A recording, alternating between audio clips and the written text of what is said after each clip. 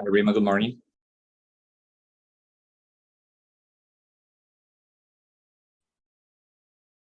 Hello all who have joined. Hello, Juan. Hi, hello. Hello, everyone.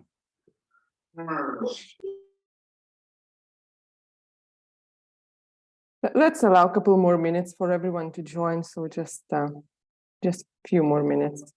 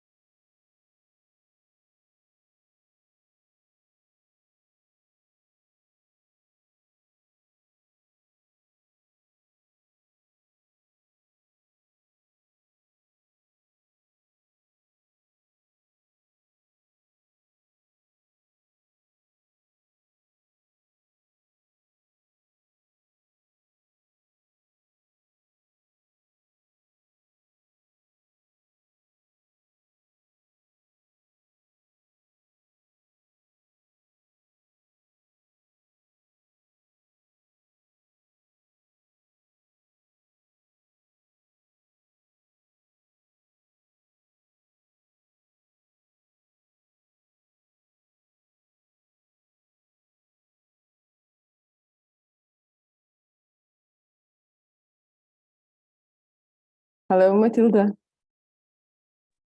Hi, Rima. Sorry, I thought it was 1 p.m. Paris time. Okay, yes. always the time difference, isn't it? Well, it's 5 past. I think we might start. There might be a couple more participants joining later, but I would like maybe introduce very briefly myself and Matilda as well. I'm Rima Sarmantytė Baniulė. I'm a PhD student from Kaunas University of Technology. Usually, Professor Asta Pundzienė is leading these sessions, but she sends in an apology, a very last-minute change in her agenda, and she will be joining a bit later. And I would like to welcome you all here and introduce Matilda Seabes. She's a lecturer that will give a lecture today, and she's associate professor at University of Montpellier Management School. And Matilda has completed her PhD in the same university, if I'm not wrong. It was University of Montpellier. Right, and she had a postdoc position in University of California, Berkeley in United States, and Matilda focuses to the strategic management research collaboration between competitors for unlocking innovation opportunities.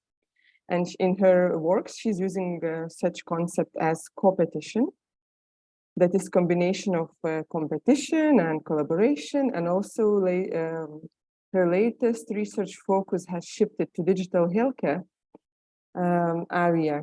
And Matilda's recent work, recent publication with a really fancy title, TripAdvisor of Healthcare, Opportunities for Value Creation through Patient Feedback Platforms, has appeared in a really high-level international journal, Technovation, with an impact factor of 11.3. And her work has also appeared in California Management Review, Industrial Marketing Management, and Research Technology Management. She has also published a number of conference papers and book chapters. So she's a really good candidate to give us a lecture today on scientific publication writing.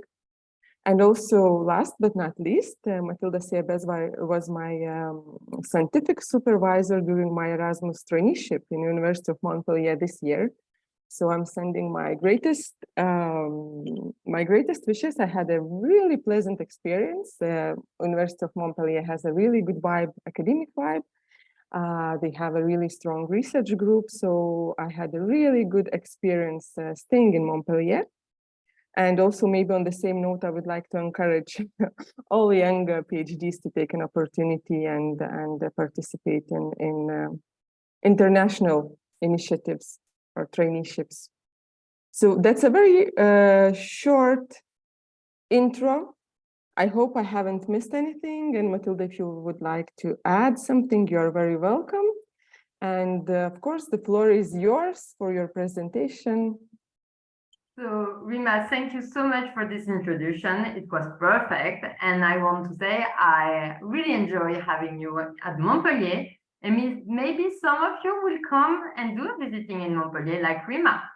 So I hope she gave you the interest to do a research visiting abroad with one of the DECO partner in soon future.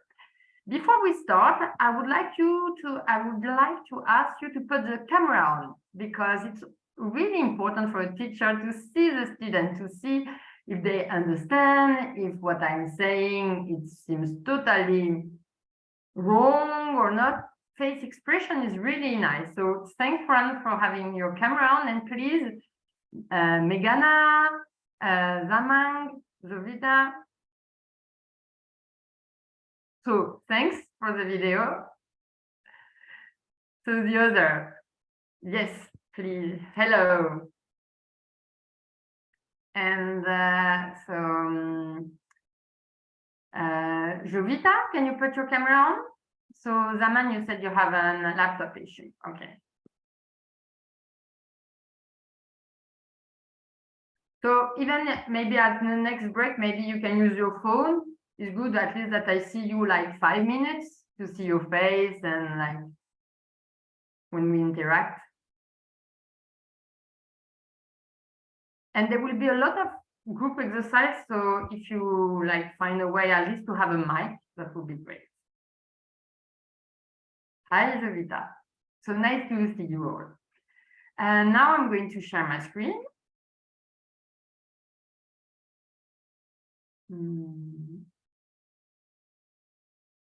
So today we are here to talk about scientific publication writing.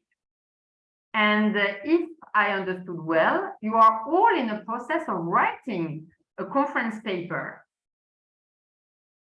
Is it true?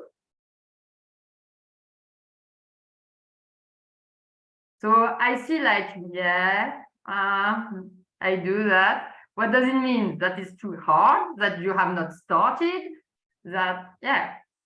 Tell me a little bit.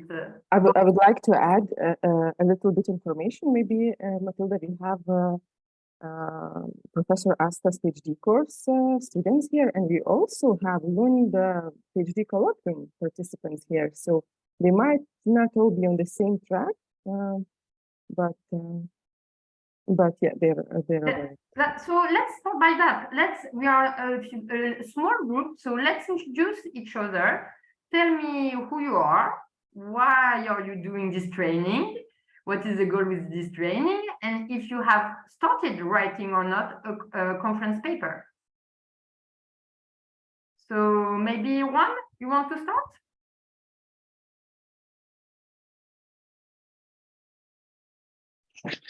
Sorry, I don't know right to unlock my micro. Hello, everybody. My name is Juan Lopez. I am part of the Montpellier team.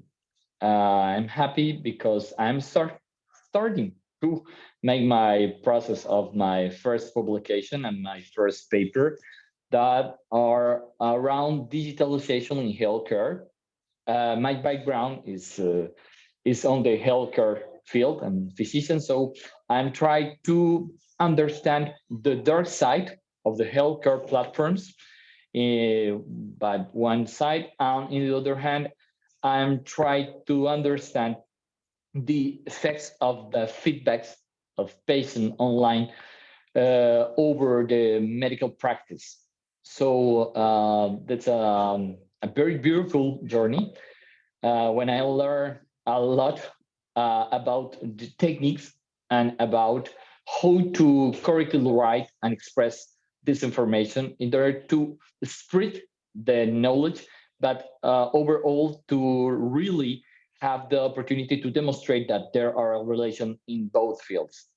So thank you. So Zaman, you can introduce yourself by writing in the discussion. And maybe Megana, you can continue. Hello, everyone.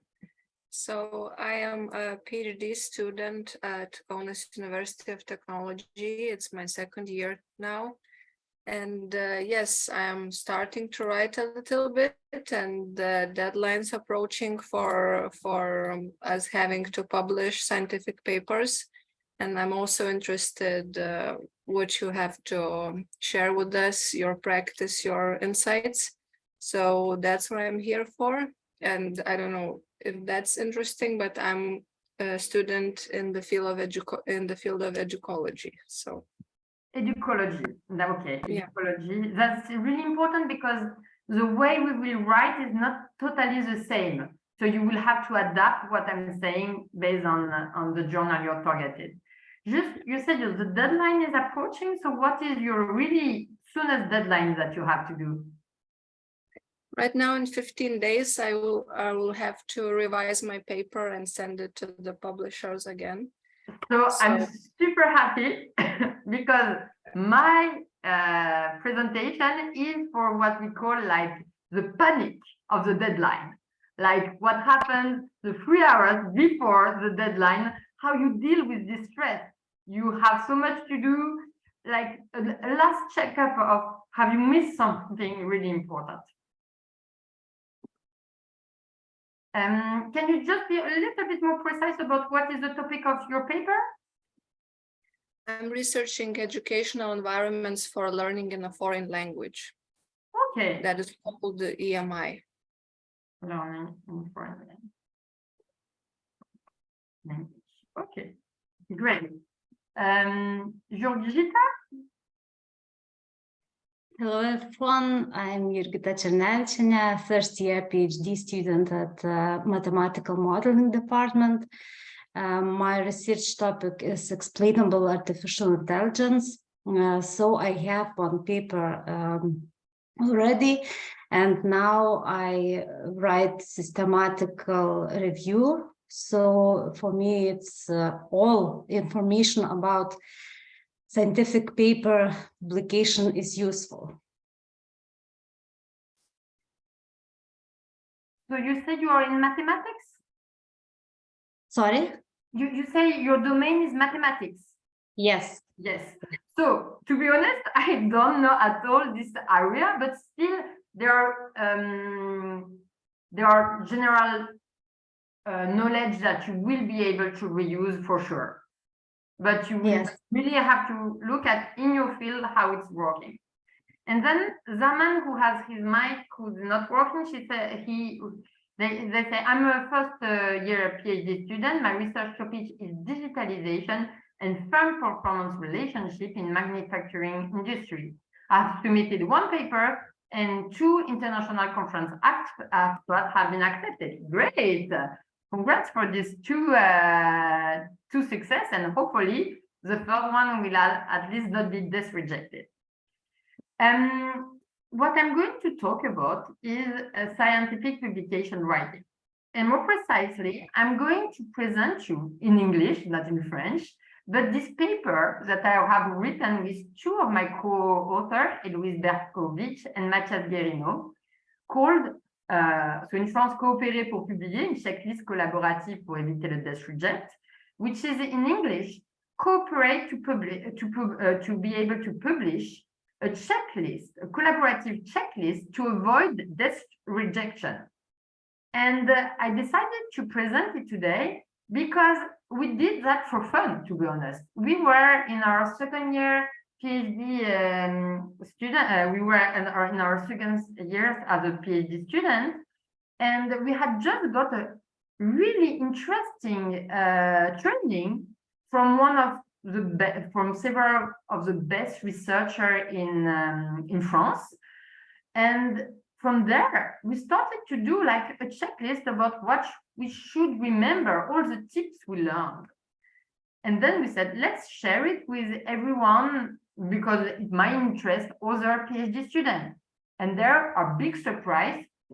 Here you can look how many times it has been read on ResearchGate. 29,000 times. And it's in French. So here it's a proof that we need that. We need checklists to be able to not avoid silly mistakes. And I'm going to share with you one of my biggest silly mistakes. For this training that I was following in my second year of PhD student, we had to submit a paper in advance. And the guy told me, you did not put the number at the bottom right of your paper, the number of pages, page 1, 2, 3, 4, 5. It seems silly, and usually I always do it. But the guy who had to review my paper had made my paper fall on the floor, and he was not able to read my paper. Because when he had printed it and made it fall, he was not able to put it in line, and so he was not able to do my review.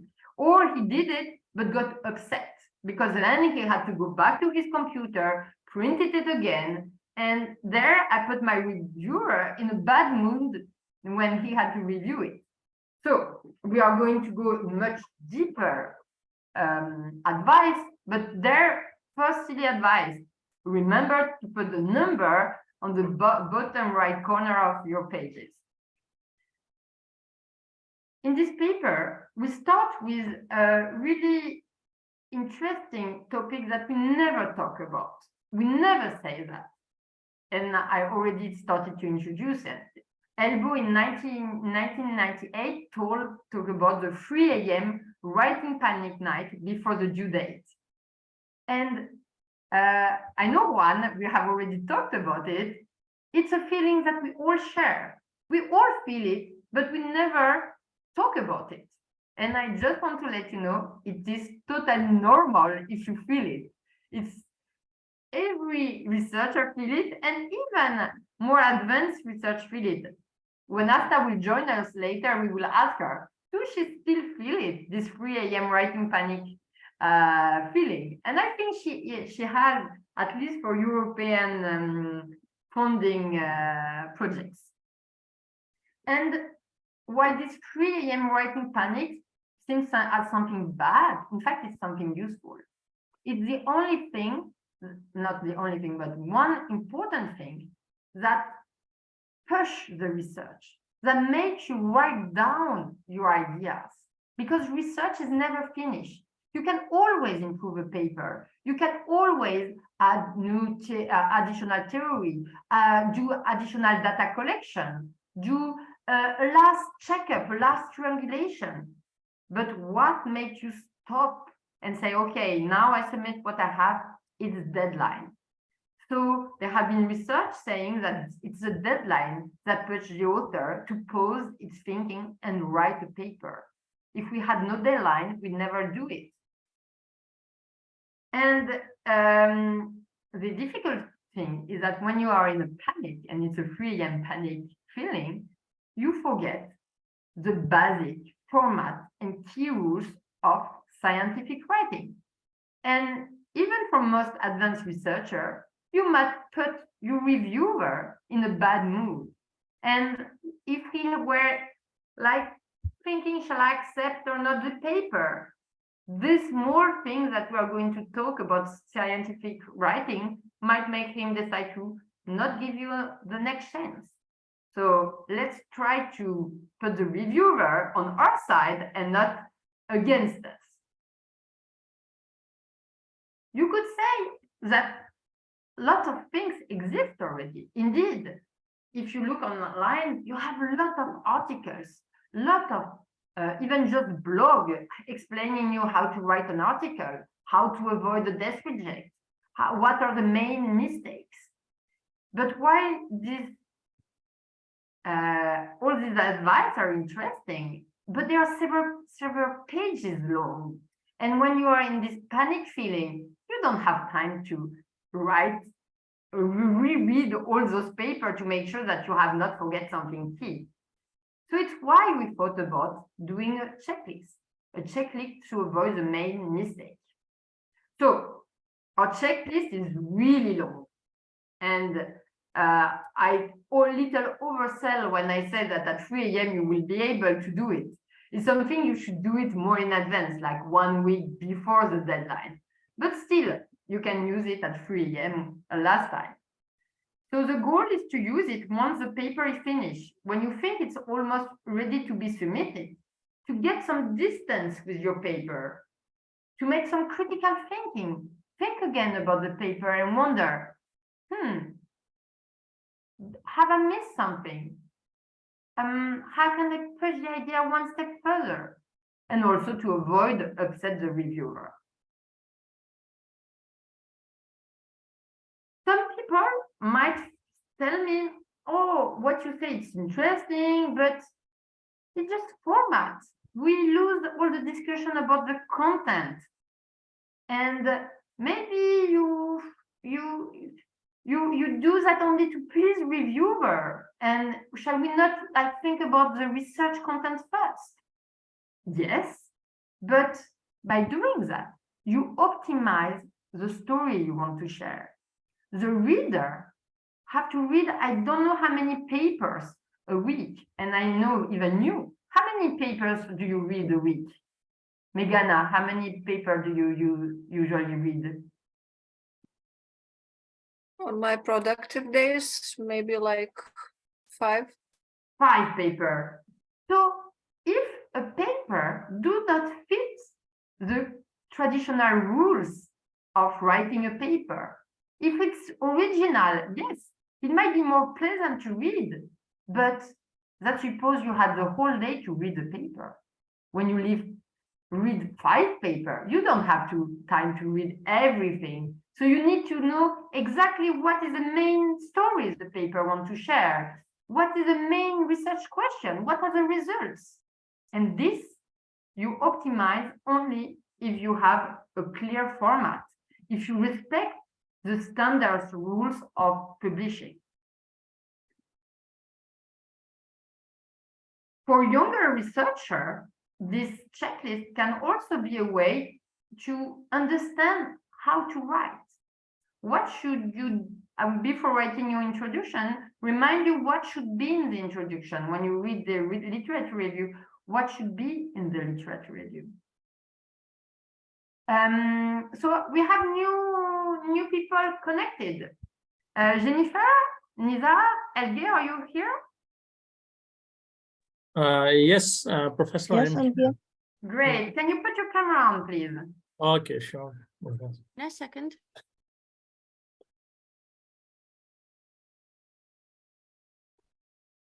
And Sunizar, thank you for putting your camera on. Well, we just introduced each other at the beginning, so maybe you could introduce yourself and tell us what is your main research about, and in what stage are you? Have you already like a conference paper written, or are you in the process of writing one?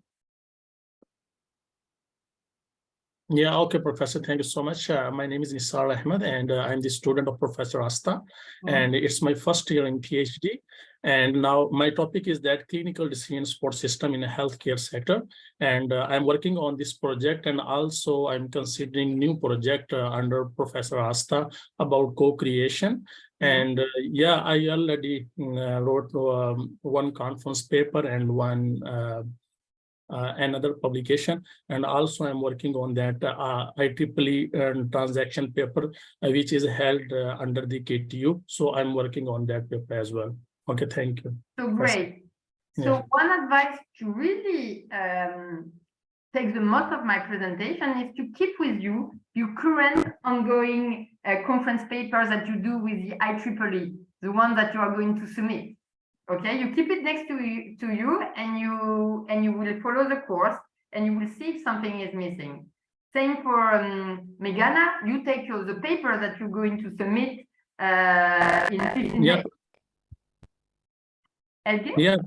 Yeah, Professor. Okay, I have some internet connection. I can't hear you properly.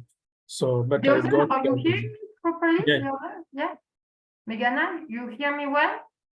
Elge, yes, and Rima, yes, great. So Elge, can you introduce yourself and tell me at what stage is your research papers? So, hello, my name is Agli Mieta from KTU, the first year student. And well, the research papers are at the very beginning stage, although I'm currently working with systematic literature review on global value chains and their resilience. And each day I'm reading a lot, and well, it's getting a shape. Great. And what is your deadline? Your deadline where you have to submit the paper? I think for this course you have a deadline, no? For this course, it's, I guess, 30th June, but for my deadline is 15th July. Okay, great. So it's soon. So what our course will help you for the deadlines, what I was explaining, we are going to see like a last minute checkup. Does my paper have everything that I need to not upset the reviewer? So this is the course of today. Jennifer? Hey, hello. This is Jennifer Gashukia from USIU Africa. Second year PhD student. My areas are on blockchain technology and machine learning. So I have a number of papers going, both on blockchain and also on machine learning, and specifically going into health. And I'm glad to hear Mr. Ahmad is also into healthcare. So that would be a nice collaboration to deal with. Thank you so much. So just to let you know, in Technovation, so the journal in which I published, they have a special issue on blockchain. So you should look at it. Oh, brilliant. Thank you. Yeah. So if you don't find it, you write me in an email and I will send you the special issue. I just saw it 2 days ago. Oh, okay, perfect. Thanks. So yes, so let's continue. So I want to know, before I show you, I want to know in your journal, what is the traditional way of structuring a paper? What are the different parts that are in the paper? You can look at one of your favorite paper or your ongoing paper and let me know. By what do they start? What is the next session? What is the section after? Write in the chat your answer.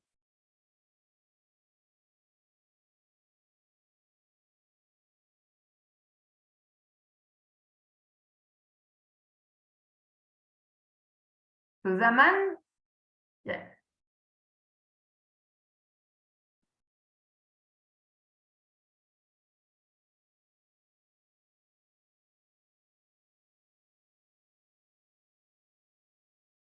This is your first exercise. I want you to look at the journal, one journal that you like, in which you would like to publish, and tell me what are the different parts. What do they start with? Usually you know it by heart.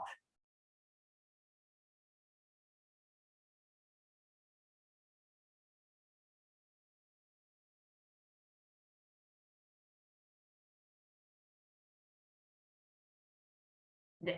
We start with the abstract. Everyone starts with the abstract. What's next?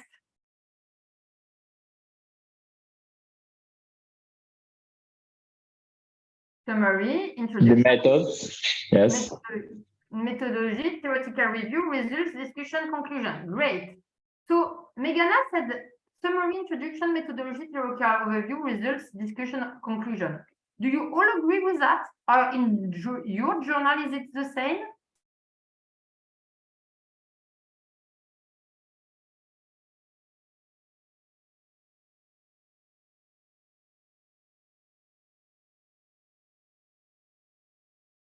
So are you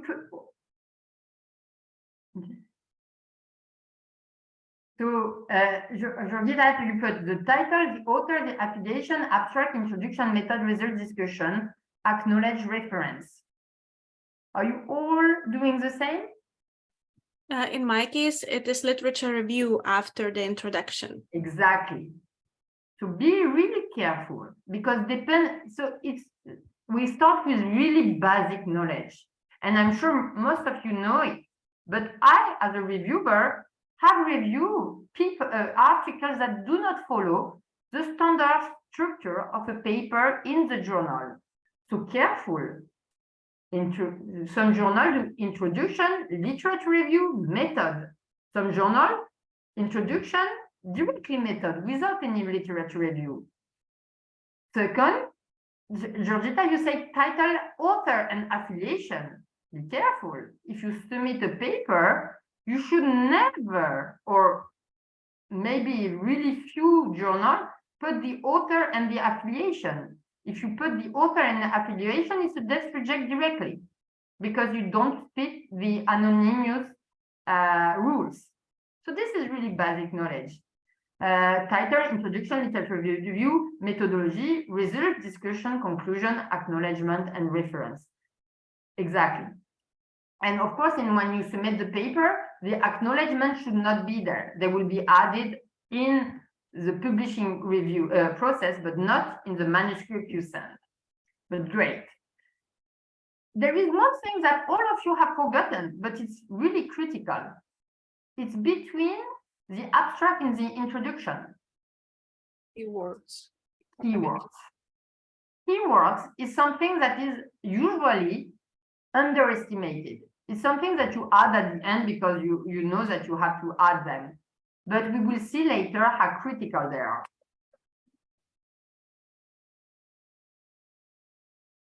So Rima said my recent experience was to include author to manuscript as systems can detect it, but it is important to follow the requirements. Okay, so yes, that's great if you manage to detect it. I would not take this chance, but yeah. And please do like Rima, share your experience when you publish. So today we are going to follow the main way we structure more strategy papers. So it will fit perfectly when you work on co-creation or when you work on on the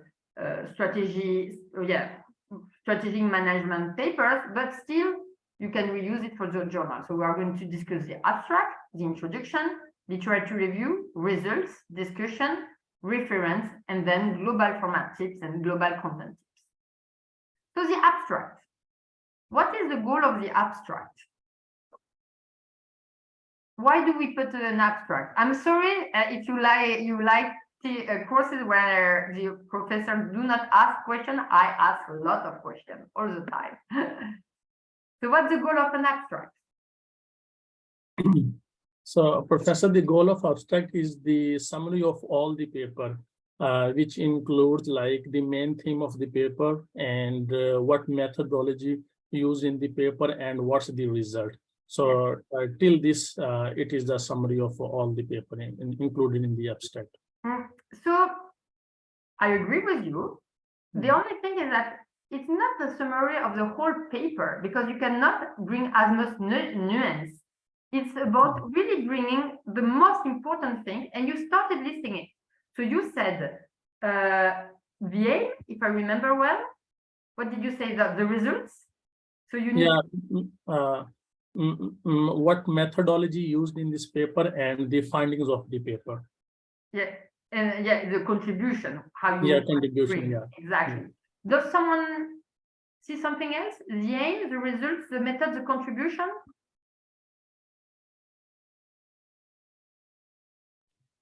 Professor Bess, it's correct if we try to understand it in the abstract, we could create a hook, like a hook to attract attention. So you can create a hook, but be careful, that will be more in the introduction. Because in the abstract, you need to be really summarizing on the key elements. And you have to know that 90% of the reader do not go beyond reading the abstract. So the abstract is really important when you manage to publish it, because based on it, people will like say, I include that in my reading, I dismiss it. So the first thing you need to do, and something is missing in Nisar structure. So he's saying aim, results, method, and contribution.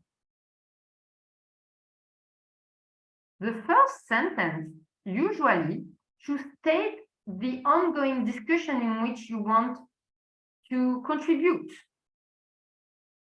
And this is to allow you to not to be rejected because the editor will say the topic is not relevant to the journal. So you need in the first sentence remind the reader what is the ongoing discussion, and be careful that the ongoing discussion fits the journal targeted. It seems easy, but you will see that if you act as reviewer, some people do not do it. Second, once you have said on what is your ongoing discussion, then you have to say what is you aim to do, what you aim to do in this ongoing discussion. What is the effect you want your research to have on the debate? The aim is to show, find, explain, present, argue, evaluate, discuss, warn, and this allows you to warn any critics that the paper is busy or have no clear purpose. Then you present what, so here we find what Nisar says is the aim for number 2. Then the method, what do you want to do? What do you do to answer your goal? So it's about the internal validity and the method. What are your results? And how these results contribute to the discussion. And then you have to select the most important keywords so that the article is spotted by the intended readers. And the keywords usually are everywhere in your paper, in the abstract, in the title, in the full development of the paper. So this is silly, but it's really important. And what I do recommend is that you look at one of your favorite paper and you see if it's fitting this. Are they doing really presenting the ongoing discussion? Are they then explaining the aim, then what you want to do, how you do it, the method, the results, the contribution, and the important keyword? But as you see, there is no extra details, not about the context. It's really going straight to the point. Are we good about the abstract? How I do recommend to use this checklist is that you take your abstract and you look at each of these points and you check done or to improve. Ideally, you ask a friend of you, another PhD student, to do it for you. And there you will be surprised because you might have forgotten to say about the method or about the results or how the results contribute to the ongoing discussion. Okay. Let's continue with the introduction. So what are the critiques you might get when you do an introduction?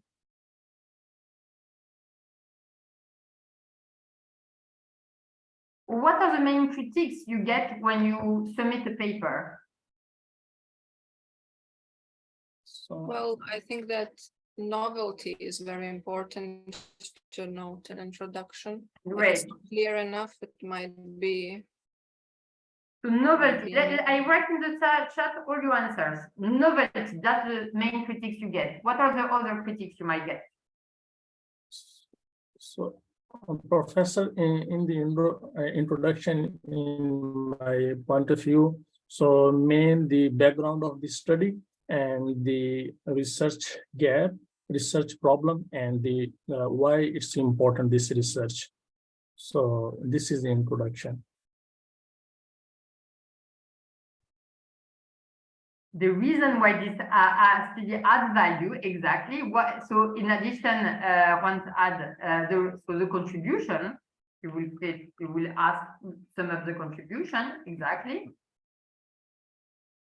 So all your answers are right, but you will see we need to go a little bit deeper because that seems obvious, but in reality, when you really, and to be honest, I got some hard desk reject or review, not desk reject because at least I got the review, but when you get the review, you start understanding, wow, this is not enough. All that I know that in my introduction, I need to show the novelty, the background, the research gap, but there is a little bit more to have.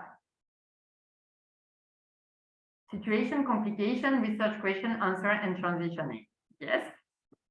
The first thing you need to start with, and it's important, and Juan told us about it, is a hook, the hook.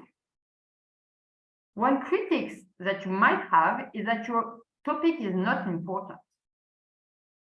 So if you look at most papers, they start with a first sentence that illustrates and contextualizing why this problem is important.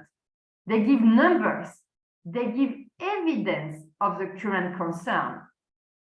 It's not just about saying that, yeah, blockchain is important. Blockchain, how much does it represent? How much does it code? What are the issues? So you really need to think about what is my problem and can I give and why this problem is important. So I want you all to do this as exercise, write in the chat, what is the problem that you are exploring in your research? Pick one of your papers, just one, not the global research, but one paper, and tell us what is the problem and show us with a fact, a number, an evidence, something that happened that it's important.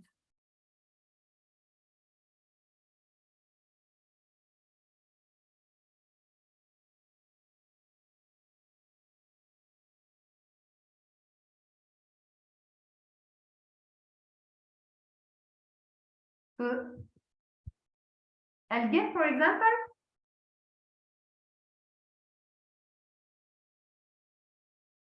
Oh, Jennifer, on blockchain, I'm sure you must have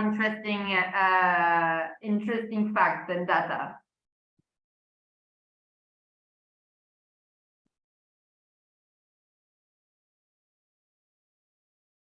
Or Nisa, Yeah. oh, sorry. Oh, okay. Yeah, there's got some interesting data around blockchain. But the main question that is really standing out in a lot of paper is what is the difference between what blockchain can do and what distributed systems can do? Because if you really narrow down into what the exact thing that blockchain can do, you realize that someone who is very keen will poke holes and see that this can easily be done with a distributed system. So those are some of the challenges that I've faced when doing my research with blockchain technology. So for you, is that your hook will be that blockchain is nothing new, distributed system would have worked as well. Yeah, true. Yeah. So that can be an interesting hook. Exactly. Ideally, you have an evidence, like a report that say it, or something that shows that it's not just your ideas, but that it's coming from somewhere. Yes. Nisa, on your IEEE paper, what is your hook? What are you using currently? Yeah, Professor, I'm using AI-based clinical decision support system in the healthcare sector. It's my main, it can help out how to improve the decision making under the clinical decision support system. So it is my point. Yeah, but here, do you have a fact? Do you have a figure? Do you have an example of something that shows that this is a hot topic, that AI can do it, can improve the decision, or like something that happened that showed that AI improved the system or the decision making, or how much it can improve, or a figure. Yeah, Professor. So if this in which area or maybe used in different sectors, this technology, it can be improved a lot. Of course, I should give that examples in the introduction, and then highlight why it is important in the healthcare sector. Yes. So, yeah. Exactly. So just what I want to say is that one critics, and that I find a lot of papers, or in a lot of reviewers' comment at least, is that it's not an important topic. And that is something you can dismiss these critics by the first line of the introduction. By the first line, you need to show that it's an important topic, and not just because you say it is an important topic. Give them a proof that it's an important topic. Sorry, I need to go to take my charger. It's in my bag.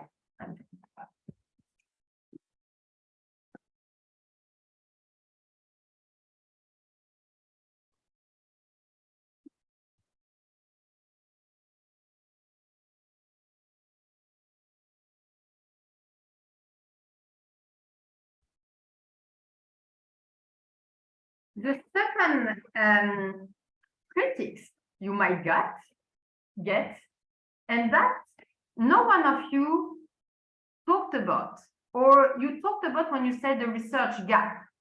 It's there are a lack of current theoretical motivation to deepen the subject.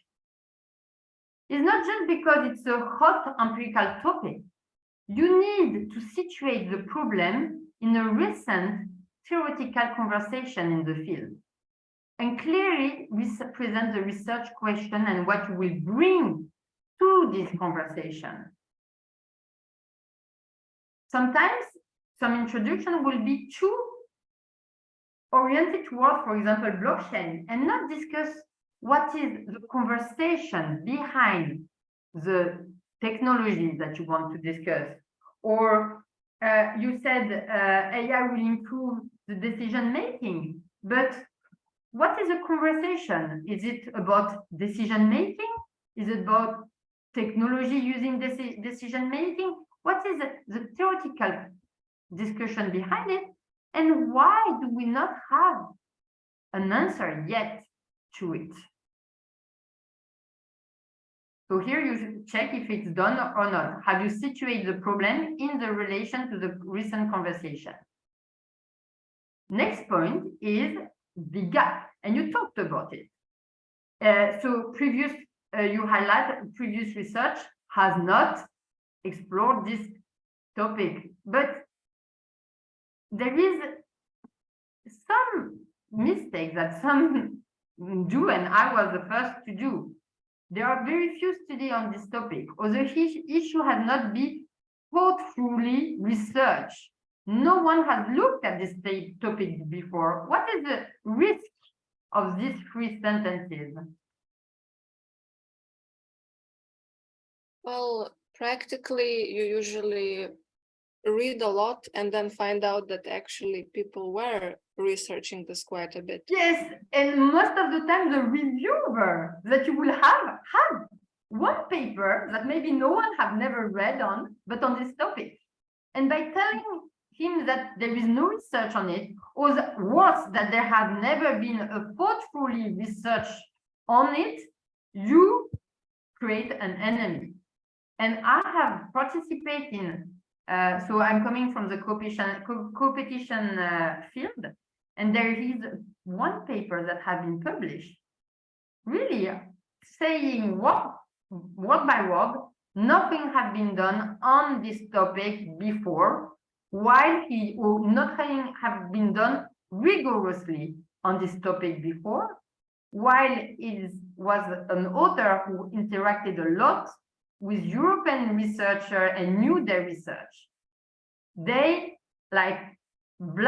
they totally started any collaboration with this person because they thought he was denying all their previous work.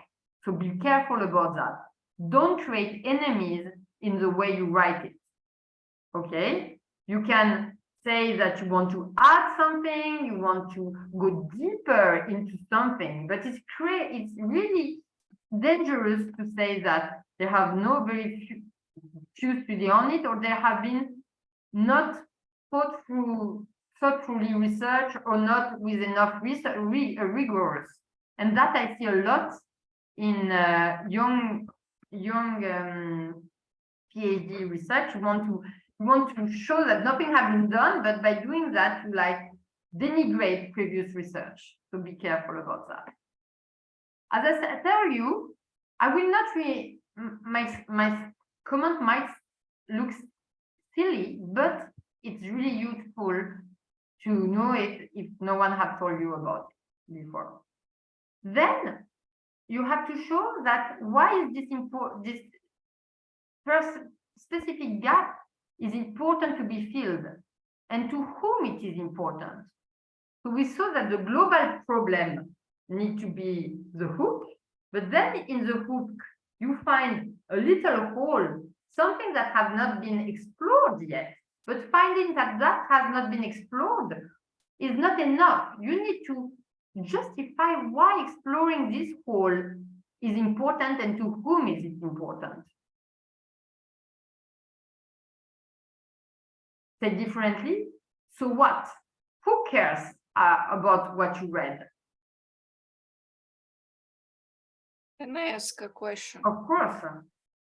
So we are writing our dissertations as PhD students, and we start and we see that there's not much research, but through, let's say, 4 or 5 years, the research is emerging.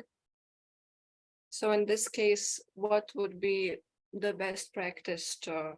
So the first mistake is to think why there are research on this topic now. My PhD, I need to throw it away. Or, oh, I was the only one on this subject and now others are working on it. And that's a bad news. On the contrary, it's a super good news. If you have other research on this topic, first you have argument and proof that your topic is a hot topic. Because now you have recent paper on it. That means that it's an ongoing recent conversation and not an old conversation or a conversation that have no value. So usually, and it happened to me when I was a PhD student, I was working on the sharing of information in competition, and one paper was published exactly on the topic of my topic. So I felt, oh no, it's too late. And on the contrary, you reuse this paper to deepen your argument, to go, they found that, but I found something else, or I adapt what they found. And there you have much more value than if this paper was not existing. So on the contrary, it's super good news. The only bad news is that you need to read them continuously, and you need to add them even at the last moment, just before submitting. But remember, it's a good news if another paper is published on this topic, and not a bad news. Even it's the first feeling is a bad news, but in reality, it's a good news. And use it to really justify at the beginning that it's an important ongoing discussion. And here you will even have in those papers to whom it is important. Then you need to show that your approach is relevant to filling the gap. So that you did a case study, for example, for this course, you need to do a case study, but that the case study is relevant because you're going to explore a subject, a phenomenon, but why, not just the method, but why the method is relevant to what you do. And if new paper have been published and they use the case study, you will see in the method reuse them, saying, I use the case study because recent research on this topic are using case study to do that. And they have been published, and so that's a proof that they have done it. Another important point is that in the introduction, you should clearly state what is your unit of analysis and level of analysis. One critique that people have is confusion in the unit and level of analysis. Do not really understand what you study. So do you know what is the unit and the level of analysis?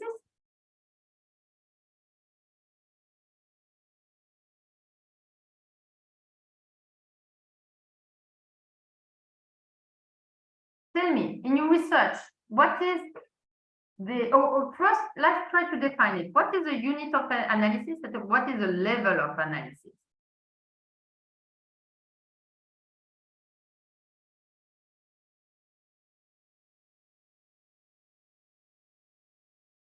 Well, unit is probably what we are researching.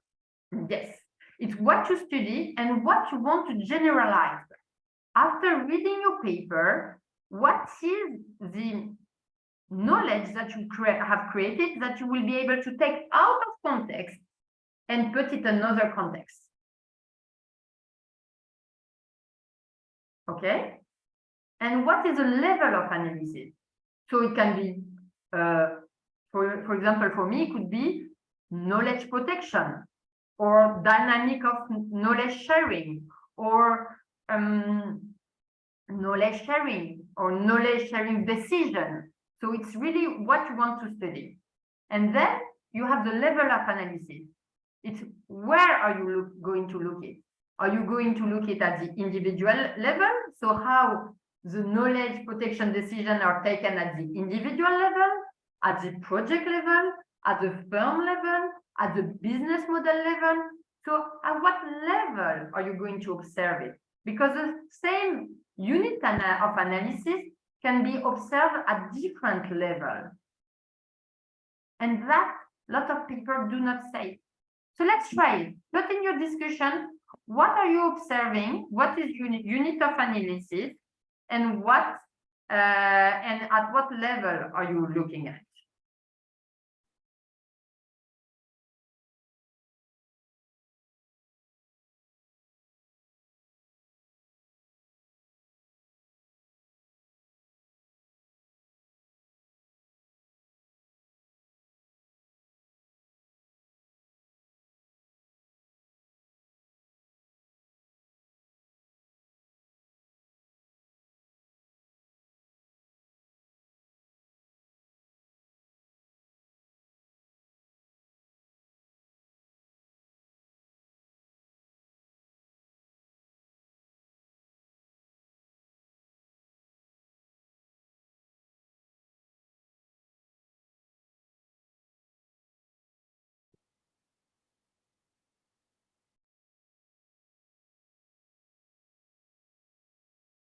So usually, if we were in a physical room, what I would have asked is that everyone bring a paper and you exchange your abstract. And by exchanging the abstract, the other needs to guess what is your unit of analysis and what is your level of analysis.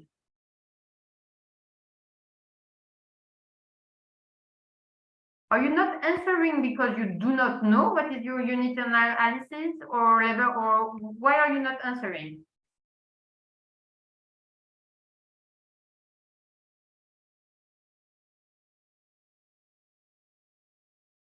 Alors, so the unit of analysis, Megana, is the educational environment, and the level of analysis is the study program level, the university level.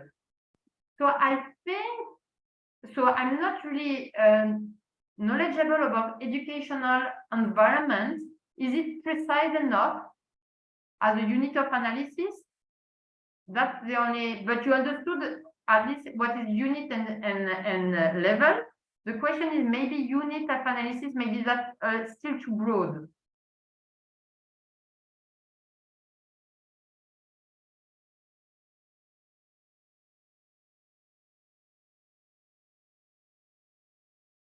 So so the level of analysis, physician, great, okay, so the individual, it's your level of analysis, but your unit of analysis is way too complicated. What exactly are you looking at the physician level? What do you want to see?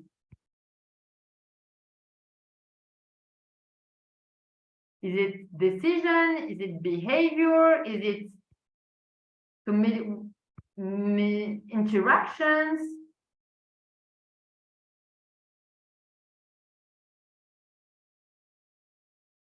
Georgita, you want to try?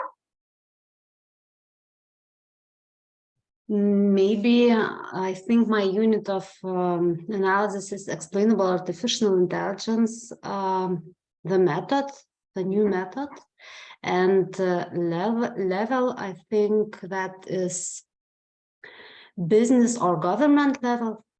That's perfect. That's exactly that. The unit of analysis is the explainable AI. You want to be able to discuss and generalize about explainable AI, and maybe you could even say that the driver of explainable AI, and your level of analysis is not the firm, it's at the government. So what government do to make AI explainable, for example. But that's, now I would like you to read again your paper. You might not have said that as explicitly in your current paper, that this is exactly what I want to study, and this is the level. Maybe you have done it and it's perfect, but in a lot of paper, you forgot to do that. Elge, you want to try it? Now? Yeah. Don't if you do a mistake, don't worry. It's by mistake that we learn the most. You mean in introduction, I must note this, yes? Yes. So, but what is your unit of analysis and level of analysis?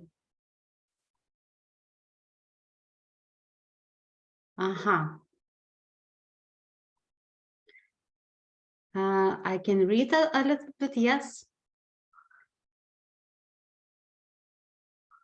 So I see unit is firm resilience to global value chain description and firm level analysis. Yes, that's great. So you to firm resilience and at the firm level analysis. Great. So I think now you understood it, but just state it clearly. When you state it clearly in your introduction, you are sure that the readers will know what are you talking about and what is the level of analysis. Other things that you have to develop in the introduction is describe the result and explicitly how you offer an alternative to the way of thinking the solution to the problem. Or result call to rethink, add, change. The way to not have this like to embrace what others have done is to state what they have done, how they see the problem or what solution they offer, and you explicitly said how you call to an alternative to this way of thinking. What is different since your research have been done? And that you're sure by showing that in that way that you highlight theoretical contribution.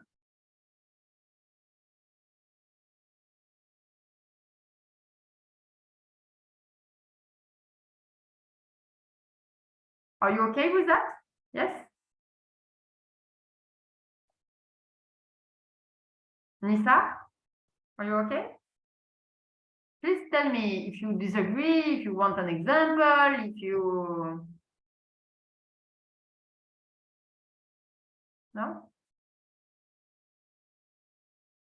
Then you need to describe the overall outline of the paper, and this in an exact same way that previous published paper in this journal have done. Reuse exactly the same sentence. That avoid any critique that the article is inappropriate for the type of article in the journal, or the article is too complicated to follow or unclear. And then a really important advice. Put the desired reviewer in the first 20 lines of the article. How do editors select your reviewers? He takes the one he knows on the subject, but if he has no idea of to whom send the paper, he looks at the first page of your introduction and he thinks, oh, this article, I know him, or he's in my database, and he sends the paper. So really be thoughtful about who you put in your 20 line of the article, first line of introduction, because they might become your reviewer.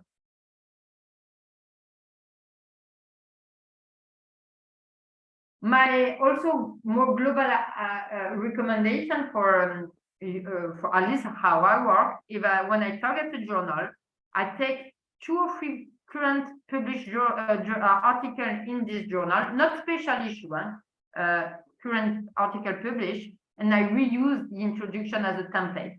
I reuse exactly the same sentences just to make sure that I fit the journal spirit and way of writing. Are we okay on the introduction? So we might do 10 minutes break, then we continue on the literature review. There have been proofs that is not we are not able to be more focused more than 15 minutes in a row. So I always do my courses like with a break every hours. So let's resume in 15 minutes, right? So we start again. I was thinking 10 minutes, so let's start again at 20 past 1.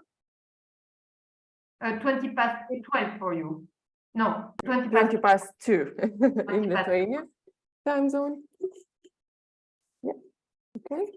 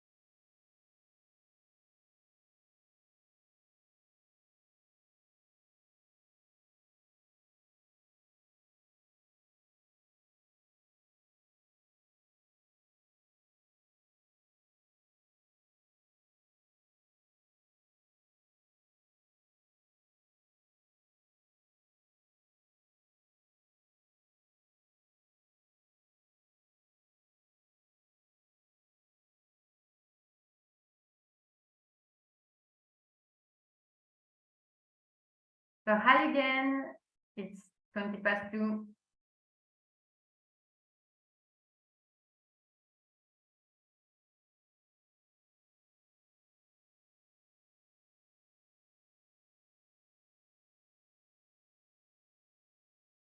Hello. Hi.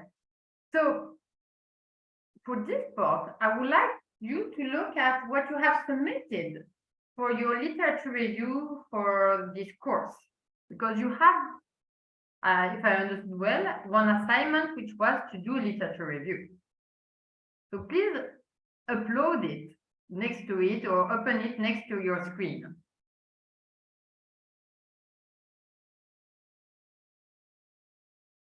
So when it's done, you say it's done with a thumb up.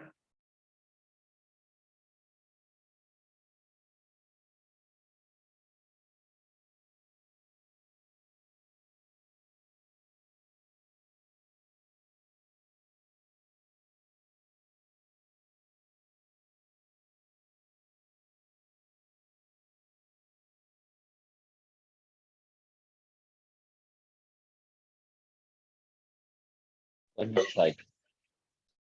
One is done. Write it in the chat so I know that people are here and back. You're right.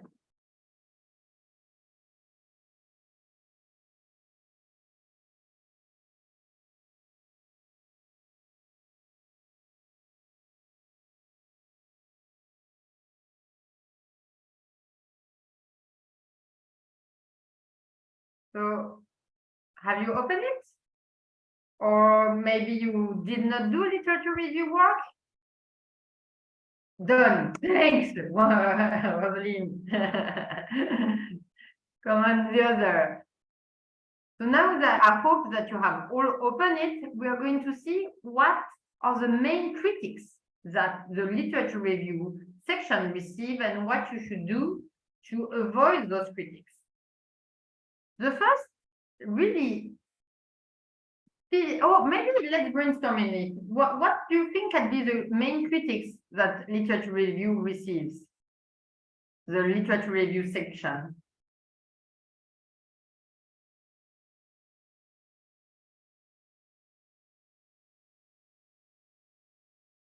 What's the main risk when you write the literature review section of a paper?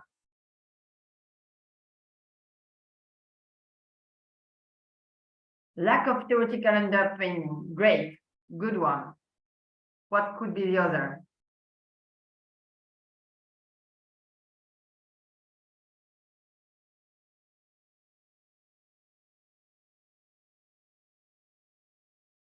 What are the main mistakes you can do when you do a literature review? Outdated literature. Well done. That's a good one.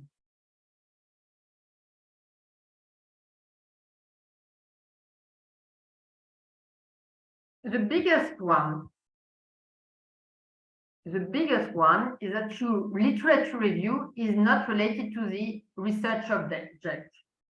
It seems easy, but I can guarantee you, one of every 3 papers that I review, the literature review, is not related to the research object.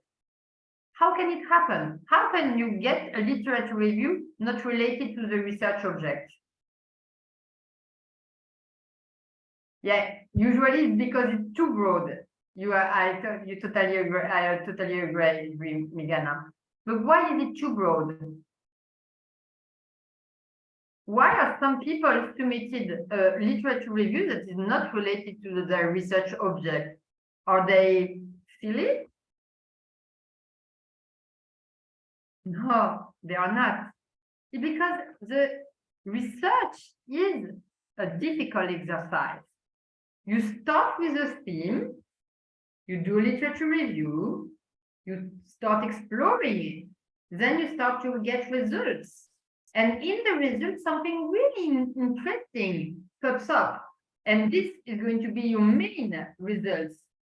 But this main result is on this aspect that you need to do the literature review, not on the initial theoretical background that you have used to come up with the research ideas.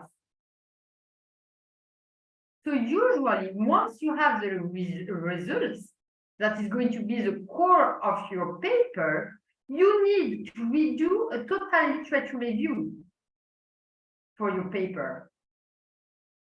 And that's something that we usually forgot to do it, or we just like are lazy, and that happened to me too, that we do not want to redo it and we send it like that. But theoretically, ideally, we should say, okay, that is my main results. I have found that. So now I need to redo totally my literature review on this result. What is the current up-to-date conversation on this result and the theoretical and the meaning behind this specific result, and note all the theoretical background that led me to do this research on this bigger phenomena. Do you see the nuance? Yes? Yes. Other risk, and someone found it, incomplete literature review. You forget some of the key reference of the field. So always try to find one key paper and look at what are the author that they are quoting, and do you have them? Do you have the historical author behind the concept, not just the latest one? Bibliography not to be updated. One test that I do, and each time I'm super surprised, and Meghana is related to what to say, there are so much research popping up every day. So before submitting, I always put my keywords on Google search, and I look if the 10 first paper, I do quote them. And 9 times out of 10, I have 1 or 2 papers that I did not know about it, which is crazy because I should be aware of it. It's my research topic. But I don't know why they were recently published, or my keywords have evolved since the first version to the latest version. And this article, I have forgotten. And as a reviewer, I always do that also. When to an easy comment as a reviewer, I take the keywords that I have identified as keywords in the Google Scholar, and I look if the 5-10 first articles are quoted or not in the paper, or justify why they are not quoted. So that's a really good tip, at least for me. Then I like the comment too broad or too narrow. Yes, usually there are some sorting that is necessary because some items or concepts are not relevant or not enough relevant to be in the literature review. So you do to really position yourself on the boundary of the literature of this field, of this specific conversation in which you want to be on, and erase all the other, which is kind of strange sometimes because you feel that you miss a bigger discussion, but still it's a difficult balance to have. There are other critiques. Your literature might be too descriptive and not analytical. So to make sure that you're not too descriptive, you need to contrast. They are saying that, they are saying that. This is different for this or this reason, this is similar for this or this reason. If you just state what has been said and you don't put them in discussion, you don't bring any new knowledge in the literature review. And the literature review, even if it's a sum up of what has been done in the past, should have something new, should bring a new analysis of this literature review, but should put blocks of discussion in a new way that have not been done previously, and it's why you do this research. Should end, of course, with a research question. And this is a mistake, is that at the end of the literature, you don't see any research problem. So you don't see why we need to do research.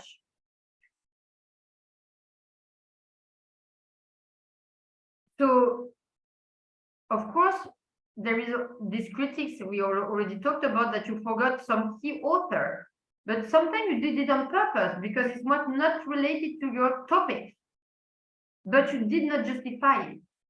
So, for example, if you work on business model, you can say that there are two views of seeing business model as content and a process, and you are going to focus on business model as a process. But by saying that, you acknowledge that there is a whole literature review on business model as content that you are not going to explore in this paper. But if you don't say this sentence, the critique will be, oh, you forgot this and this author. But it's normal because it was author as content and business model as content and not business model as process. So you should always have a sentence explaining where are you focusing and what are the part of the conversation that you deliberately did not explore.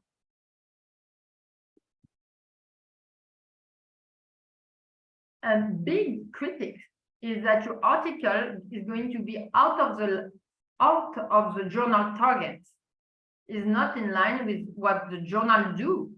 And how do you avoid this critique? By quoting articles from the journal.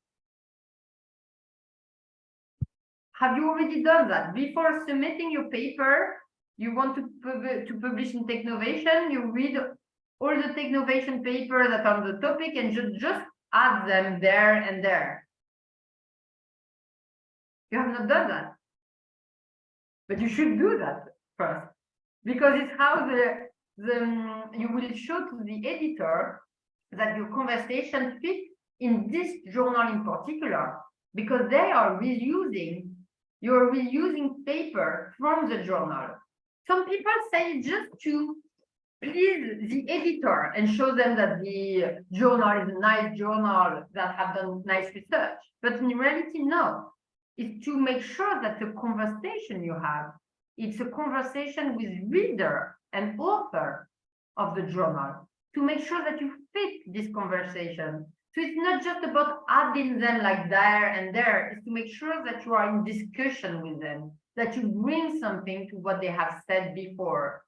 And by doing that, you are sure that you are fitting the journal. When I'm submitting, I write a letter to the editors. Are you doing that also? You write a letter to the editor to explain what the paper is about and why he should publish it? So this is a informal rule. Yes, Megana? I said we often have application systems to which we upload the work, and then it's kind of automatical. Yes, it's automatical, but after, if you look really at what you can upload a letter to the editor where you explain, or so see, no one has seen that. Maybe I can show you here. I can show you one that I have published. One. I'm just going to show you one.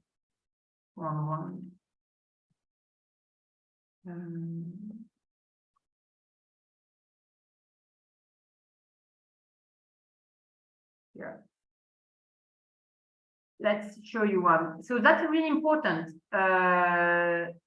You need to submit, or at least it's one of the recommendations they gave me, a letter to the editor. So here, a letter to the editor that I have recently done and submitted to research policy. I don't know if the paper is going to be accepted, but here.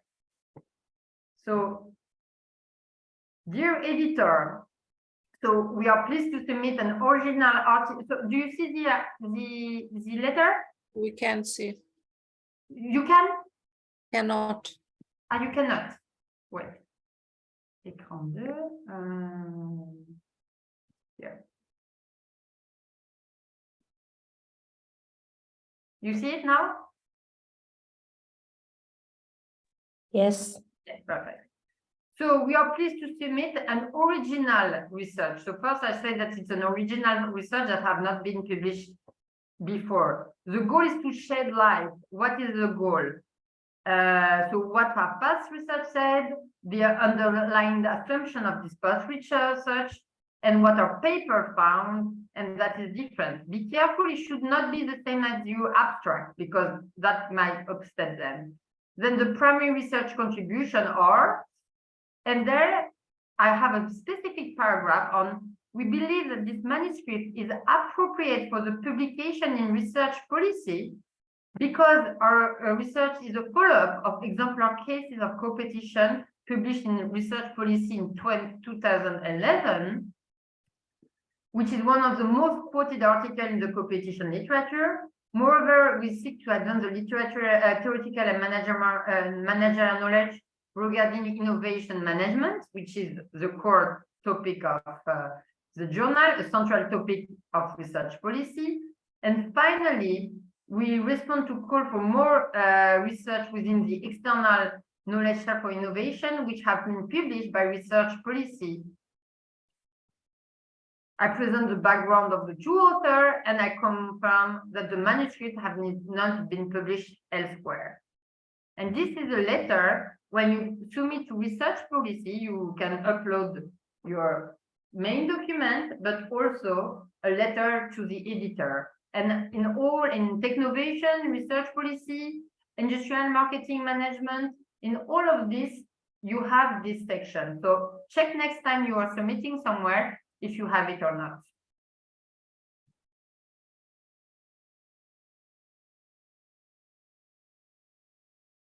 So let's go back. So we were here. So this is my tips to make sure that you fit the journal. Reread in this journal what articles have been published on this topic, and make sure that you not only have them quoted in your article, but that you discuss with them, that your contribution will add something to them. And that is a perfect way to make sure that you are not out of line with the journal target. And you will not be disrejected instantaneously thanks to that. Okay? The methodology. So this is the part where you will have to present research design. But what is the goal of the methodology? Is it just to present the research design?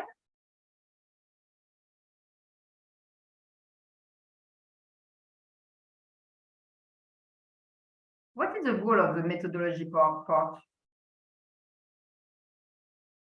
Trust. Yes, I like that.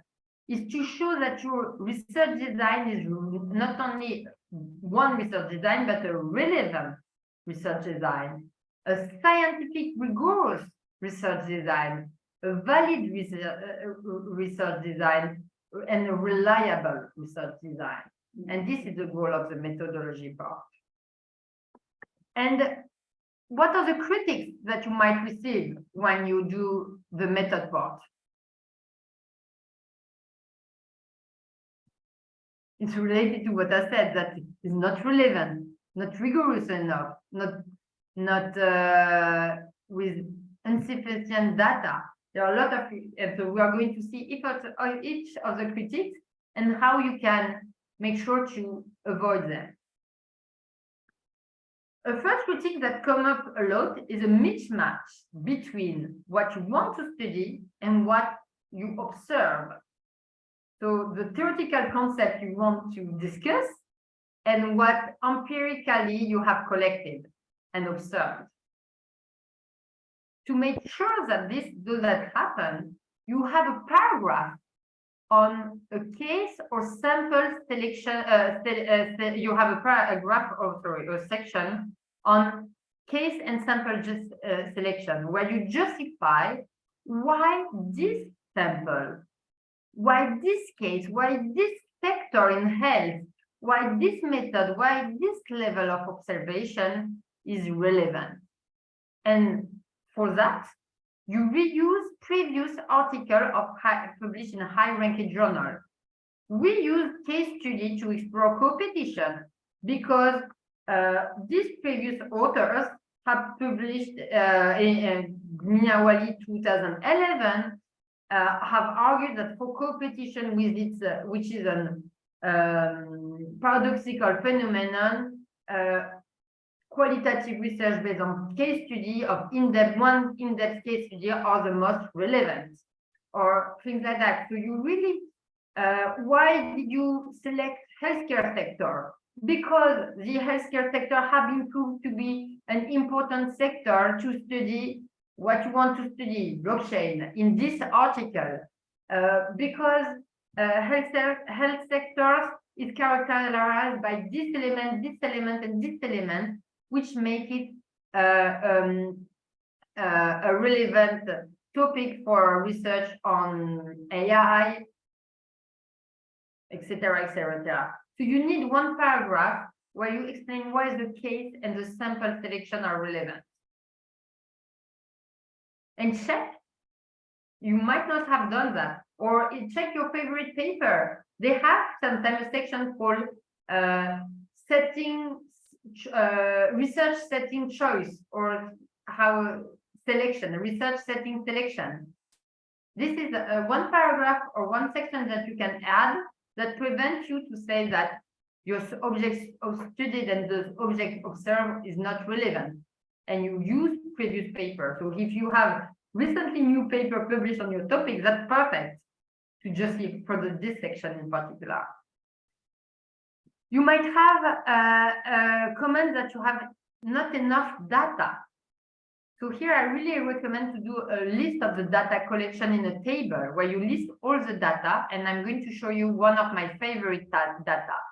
Here, all the list of the data source, and they explain how many of them they have collected, when, and what was the goal of these interviews. They use published cases, so how much they used and for what, how do they fund them. So I'm really sharing it with you as a PowerPoint, so you will have access to it, and I really recommend this table because it's clear and we see how much data source they have used. Your data are not really reliable, or not yet at least reliable. So you need to explain not only what you have collected with, but when you have collected them, how you have collected them, and for what purpose. So you did 20, so who did interviews for the case study? Everyone, but you did 20 interviews. When did you do it? How did you do it? And what was the purpose of the interview when you did the interview? And why are the interviews that you have selected relevant for your current research? It's not just about saying that you did 20 interviews, but why the people you have interviewed are relevant for the research question you want.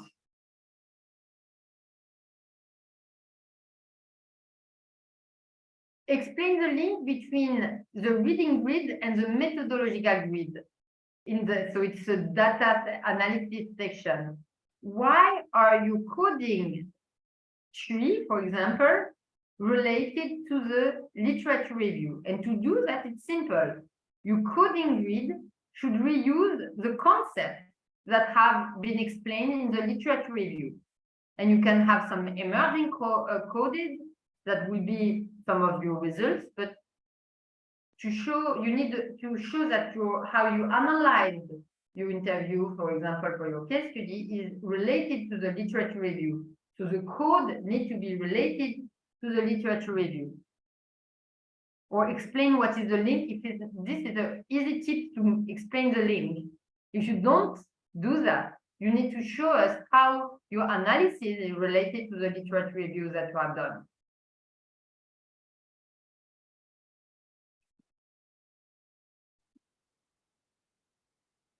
Do you have any question about it, about the method?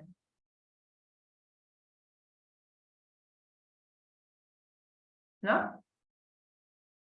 So let's continue. Maybe presented like that, it seems boring, but I really recommend after, when you will have the checklist with you, to look at each point and train on your paper.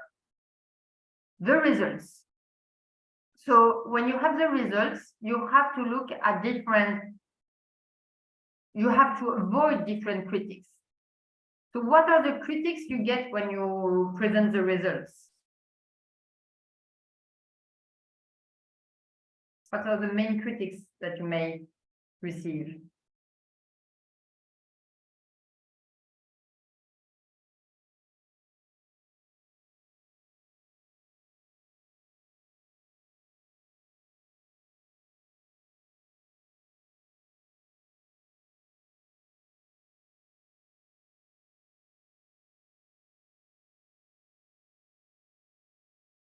What do you think you need to be careful about when you write the results?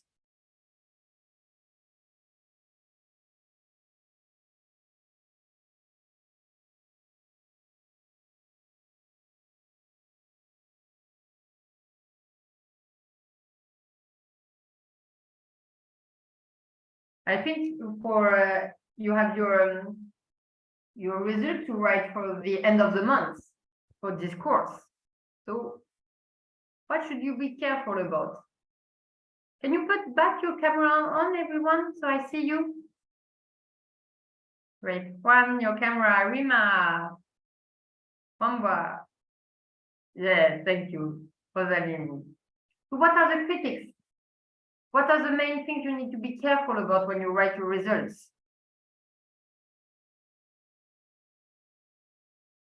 Yes, bias.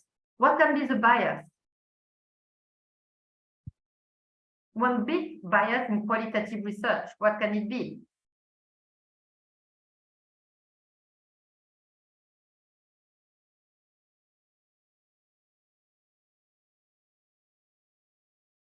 It was not the first one I wanted to talk, but it's an important one.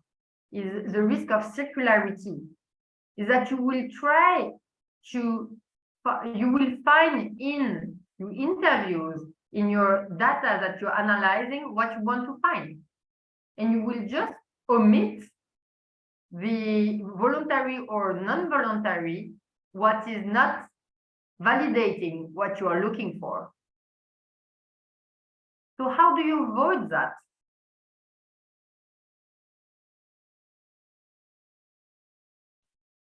Well, we probably have to have some theoretical framework and then analyze according to that.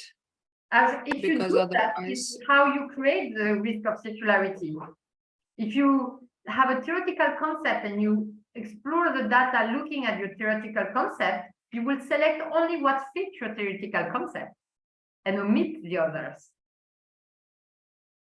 This is really the main risk of theoretical coding. It's the circularity risk. To avoid that, you need to look at what confirms your theoretical concept and what denies them. You need to look for what they call I don't know how to say in English, but the false answer, the opposite answers. So always look at, so in my thesis, I was looking for how do you protect knowledge when you collaborate with competitors? So I had all my theoretical grid about protection mechanism. And indeed, I found some. Okay, I found that they use secrecy, they use IP, they use a lot of things. But when I used this technique of having the false theoretical coding, I had another code saying they do not protect. And guess what? Are you all listening? It's super interesting. My thesis was about how do you protect your knowledge when you collaborate with your competitor. And my whole literature review was about how do you protect your knowledge. And my coding grid was about protection mechanism of knowledge. But to avoid circularity, I had this additional code. They do not protect the knowledge. They share it openly without any protection.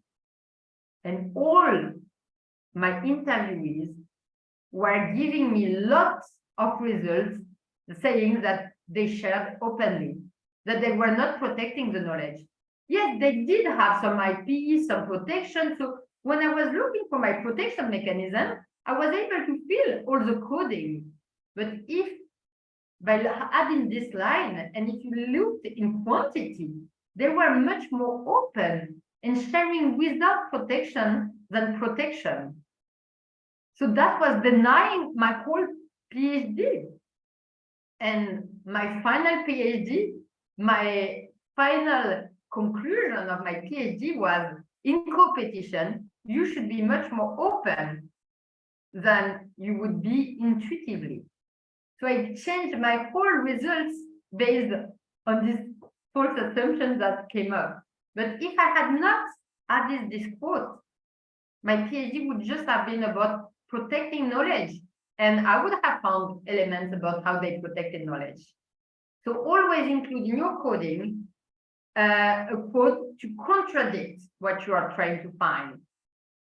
And by finding nothing or really few things only, you can have a proof that your alternative, your solution is the good one. And this is the way you protect yourself from circular results. So it's here. Circularity, circular results, explore alternative driver of facts. And it's only by exploring if there is alternative driver of facts to what you are trying to say that you are able to prove that you can exclude other explanation. But this is one really important critique, but there are a lot of other critiques for the result section. First one, really easy, but the result is off topic. You don't answer your research question. So easy, read your result or ask someone to read your result and ask them, is my result answering my research question? And guess what? One time every 4, the answer will be no. Or yes, you do it here and here, but not there. In my main paper that I'm trying to publish for 5 years now, this was my first my rejection at research policy too. They were saying the results are off topic. Your results are not answering directly your research question. And why? Because my PhD case study is my baby. I love it. I love my case studies about the collaboration between Sanofi and Bristol Myers Squibb. I know a lot of details about it. I know it by heart. And when I write the results, I want to tell you everything. But I give too much details. I give you details that are not related to the specific research question that I have in this paper. And that extra details that I think are really important makes the reviewer thinking that my results are off topic. So be careful about that.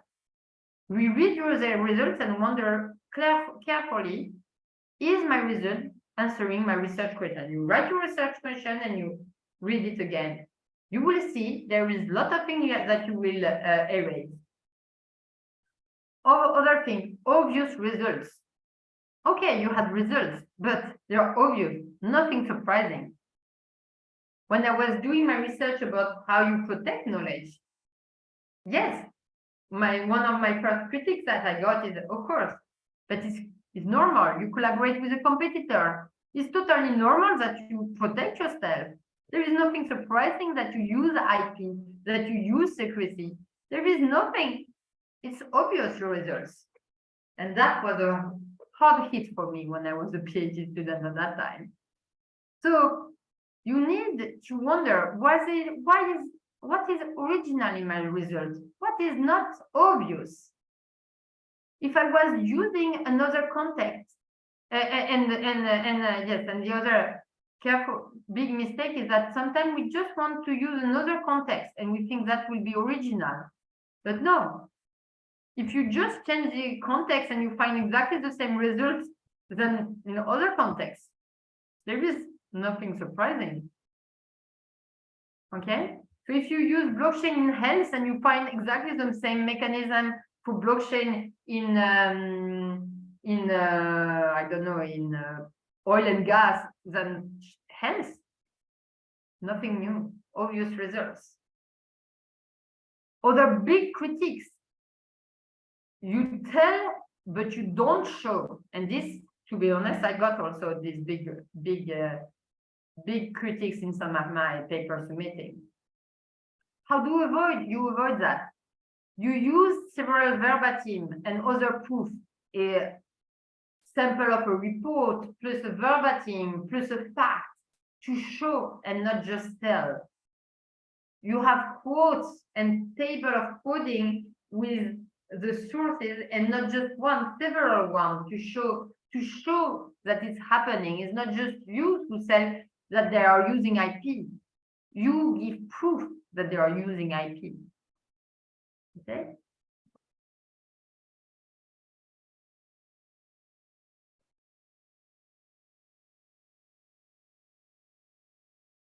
Another critiques that you can get is your results are too abstract. We don't see the actor. We don't see the individual thinking. We don't see them act. We don't see them interact. We don't see them succeed. We don't see them fail. Your results look like not living with elements.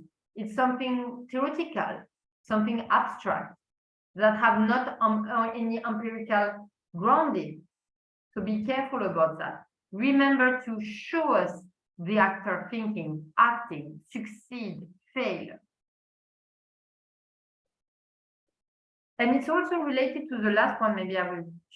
You have two homogeneous results. And this is a comment that I do a lot as a reviewer. Your results look perfect. Everyone in the company look thinking as they were thinking the same. That they were totally in harmony. That's not reality. People are not thinking the same. There are always at least one or two people thinking differently and having different ideas. And it's not because they're having different ideas that your research will be less good. On the contrary, you will show a reality that is a little bit more complex, like a little bit in-depth results. So be careful about having this perfect, homogeneous story that doesn't look true.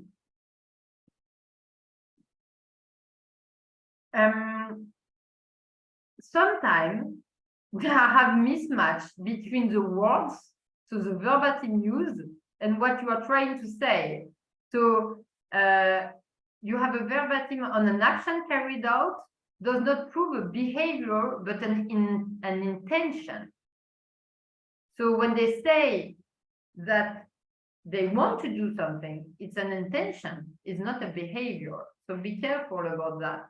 Ensure that your verbatim fits what you are analyzing. And sometimes it's super surprising, the verbatim are not related at all to what they were saying just before.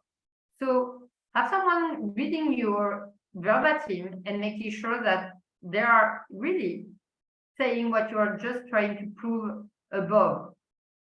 And analyze the verbatim, not just add them or describe the verbatim, because sometimes you feel like someone just took one verbatim that looked exactly how perfect what you were trying to say and added it. No, that is like you copy paste the verbatim just as an example, but we need you to analyze the verbatim, okay? Not just describe it or put it there.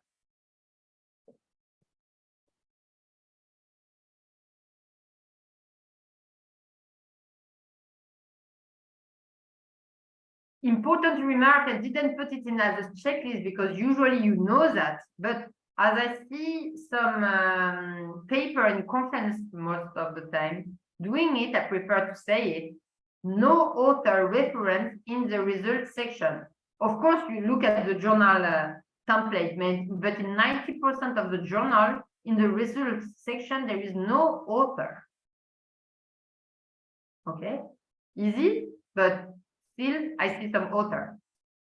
The author will be discussed in the discussion. Do you have any questions? No? Is it useful for you until now? Yeah? A little bit? The discussion. So what's the goal of the discussion?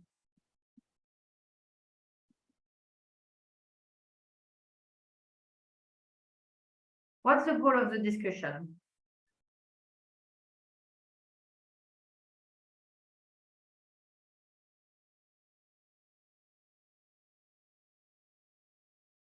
What are you trying to do when you do a discussion?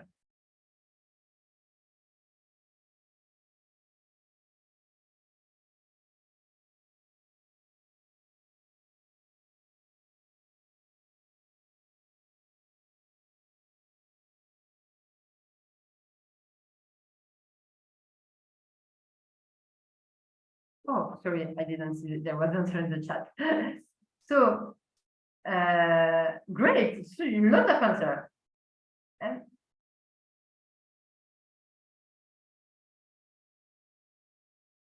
So you discuss the limits.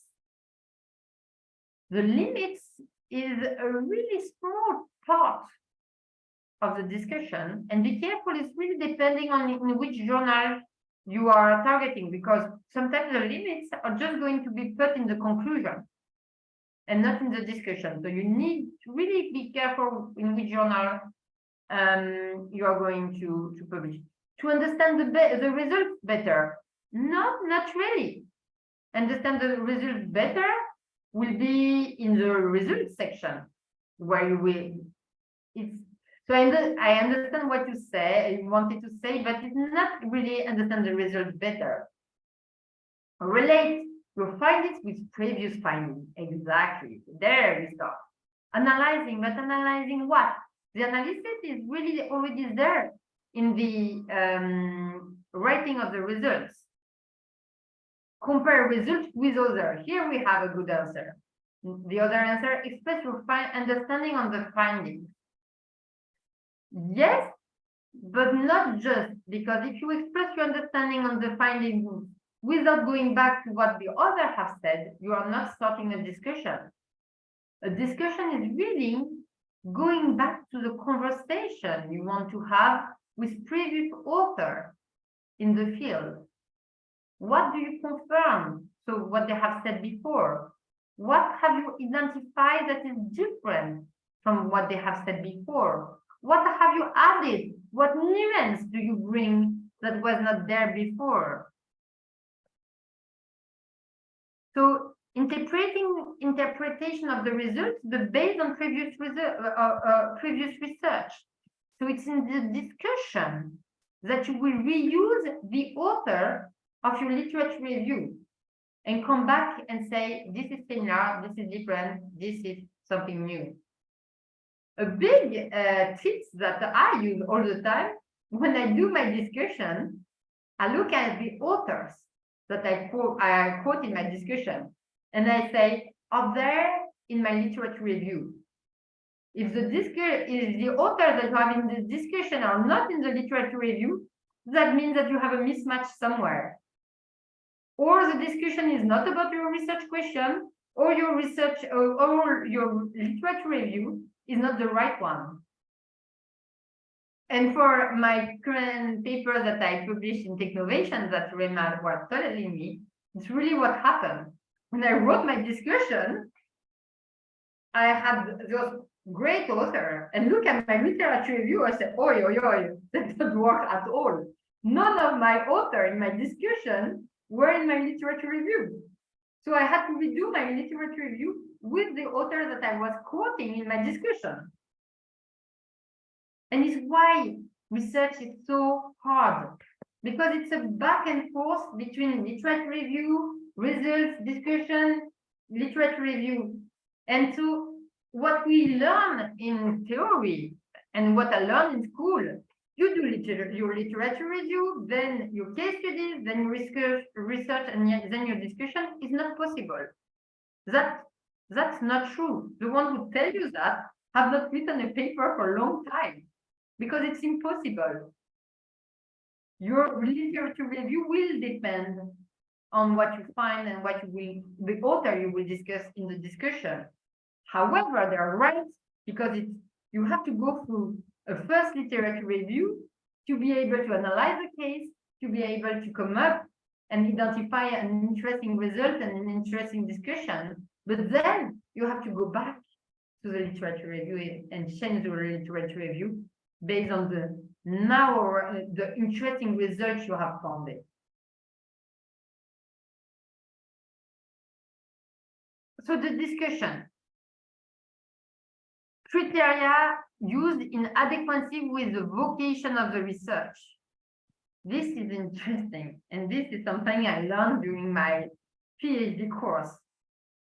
When you say that your goal is a description, you have to look at validity criteria. When you try to explain something, you have to look at simplicity criteria. When you try to comprehend something, to explore and have a comprehension of something, you need to look for completeness. When you try to predict something, your goal is accuracy. When you try to prescribe something, your goal is efficiency. So this is important. You need to think what is really my goal in this conversation. And depending on my goal in the current conversation, your criteria to judge if you have reached your goal or not are not the same. If you want to explain something, or if you want to comprehend something. Other critics you might have is the weekend. Your contribution are weak. But this can be prevented by showing how you nuance, complete, or validate a current discussion. Your contribution is inconsistent or inaccurate.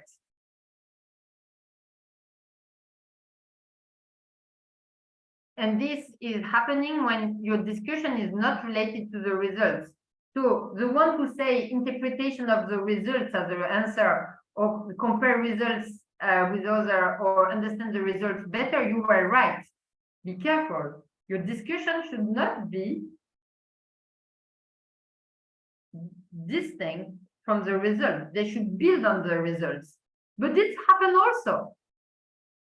In some of my paper that was rejected, they were right. The discussion was not about what I was showing in the results.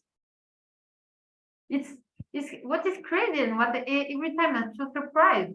I know all those things, and here I'm even teaching you that. But even though I'm teaching you that, and I have created this checklist with my co-author, I still do those mistakes because I do not go back to my own checklist and check it before submitting it. And that happens. So don't worry, it's happened to you, but just be careful about that and try to prevent it.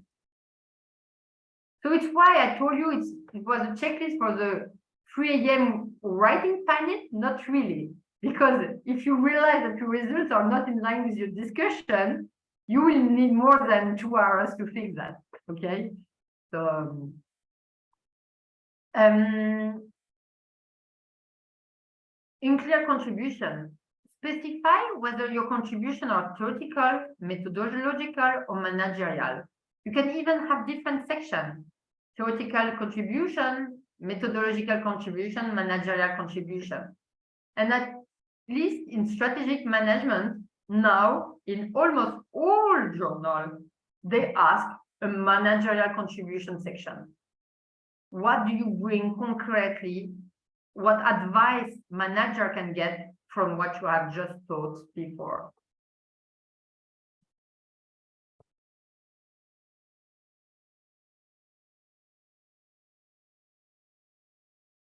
And it's not finished. There are a lot of risks with the discussion and critics with the discussion. One risk, and but blockchain in healthcare is a really good example, or decision making in sport is a good one also.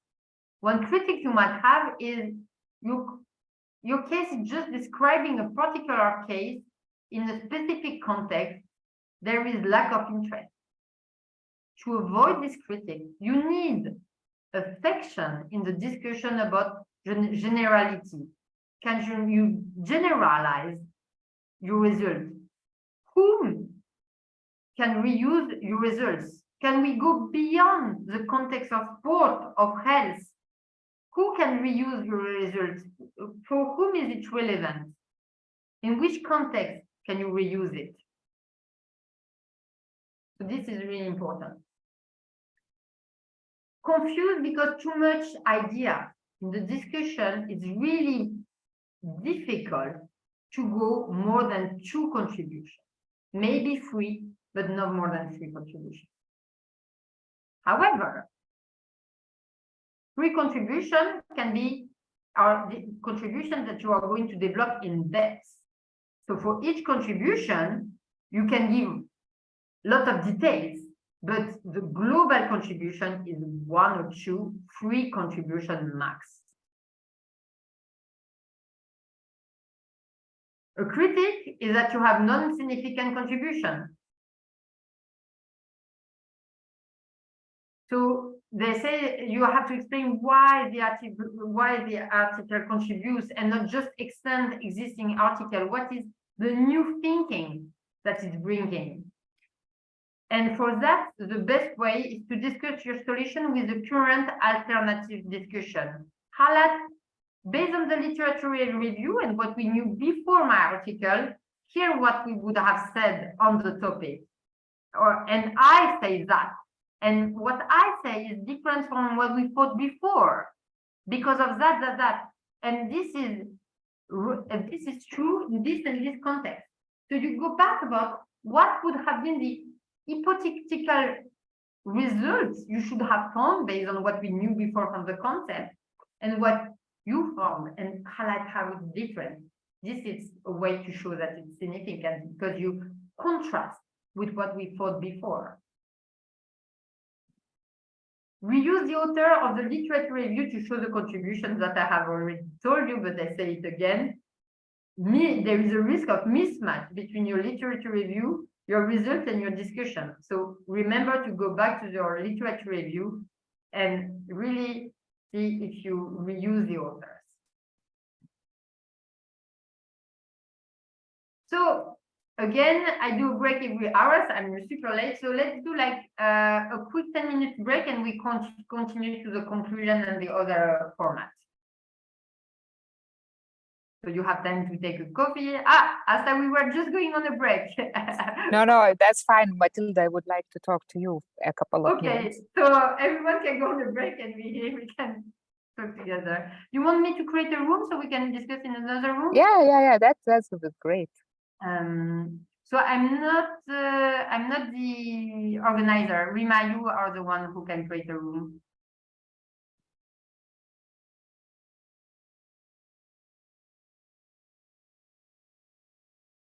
Let me see, I'll try to. Or put me as the co-host and I do it.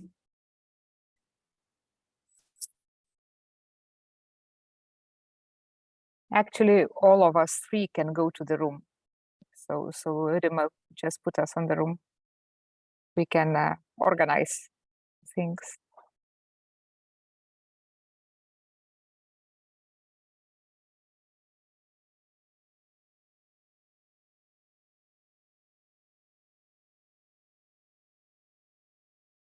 I will need to find the host because I'm not even the host here. You just have to click on my name, Rima. You go on participants. Yes, I know, but I need the code, so I will need a minute.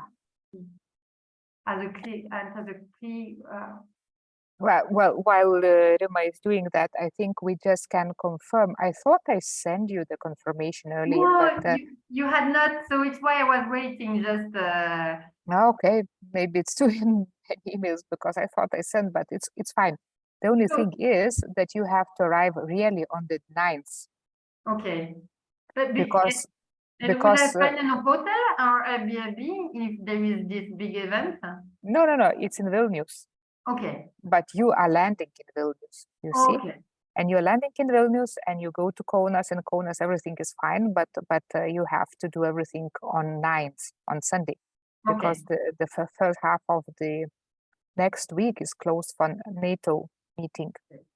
And I'm sorry because I realized for my family it should be difficult more than 1 week. So 1 week it's okay. We will be efficient, and I will work online before or after. But at least No, I think that's fine. The only aim that we have while you are in Kaunas, we just sit and do the paper. Yes. Correct. And Rima is coming to Kaunas as well. So three of us, we will be working and we will have the final draft that is ready to submit. Yes. So 8 hours paper writing. Great. And unbelievable, right? Yes, of course. It's a luxury. Yeah. So I was thinking like we can work from 9 to 6 p.m. something like that, so I can still visit a little bit Kaunas. No, in the evenings we will have fun. That's for sure. So I will need to go to the system to look for the host keys because I was not the owner of this account, so it will take a bit more time. Sorry. It's okay. Maybe Matilda, I can write you to personal chat. Yes, perfect. So I think we will skip that long period. Okay, so you can see and we can chat. Okay. We agree the course is finishing at 4 p.m. For you and 3 p.m. Yeah. So it's great. I'm at the conclusion part.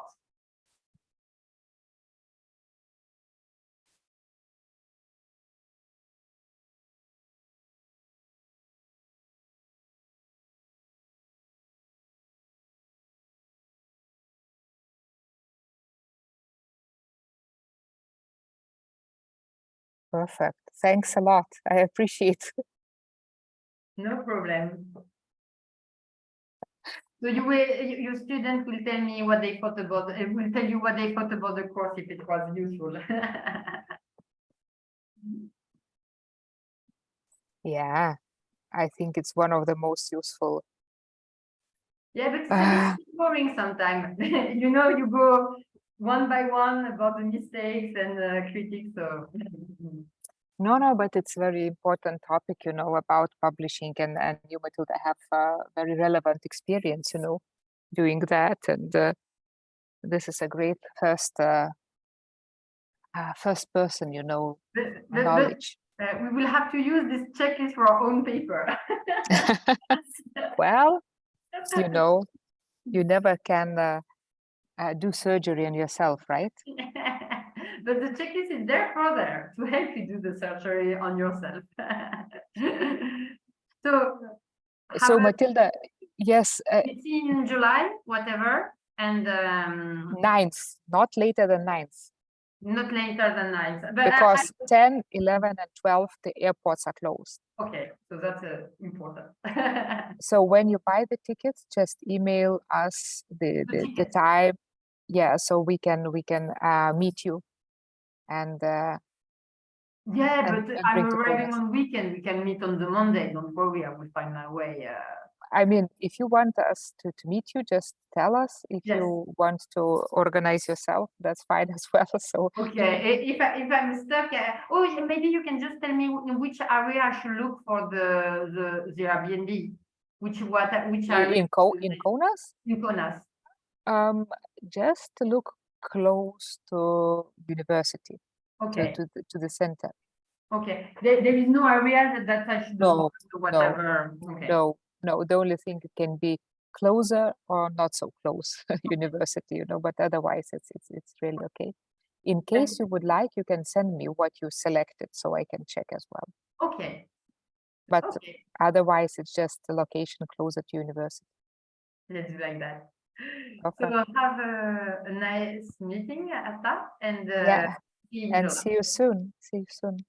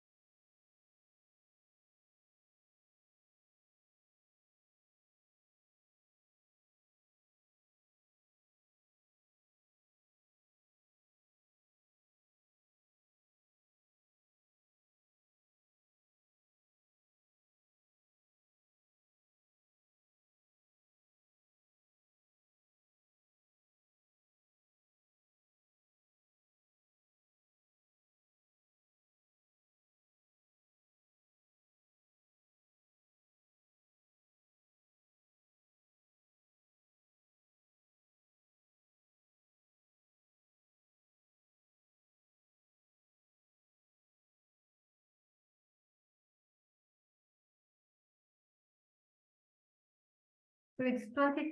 Let's start again.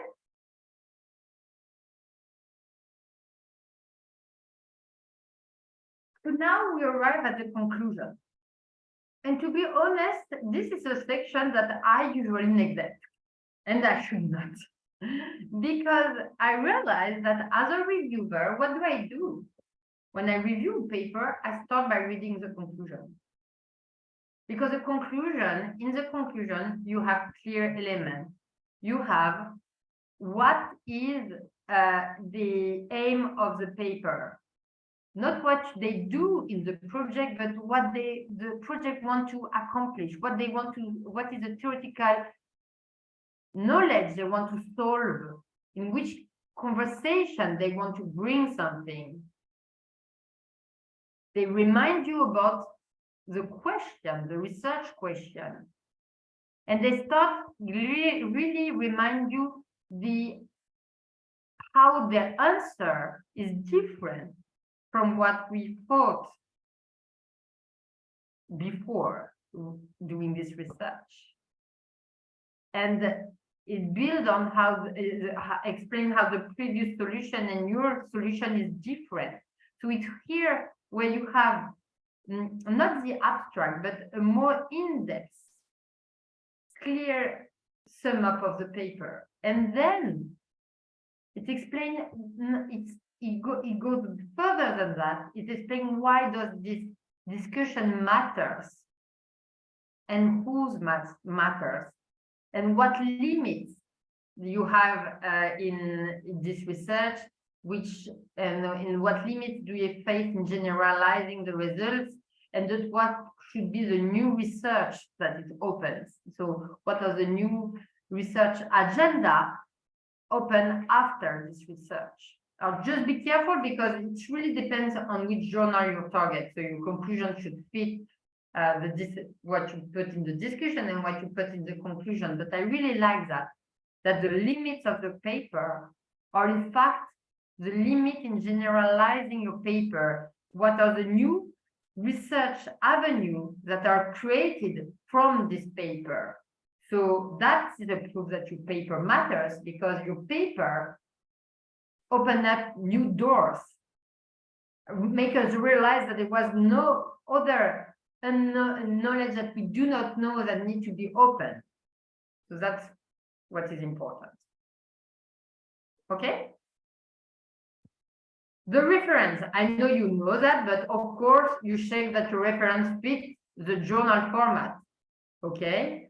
It avoids silly comments like we do the bibliography to fit the journal standards. Okay? Also, I think you understood it, but you quote author in the introduction, in the literature review, in the methodology, in the discussion, but no author in the abstract nor in the results.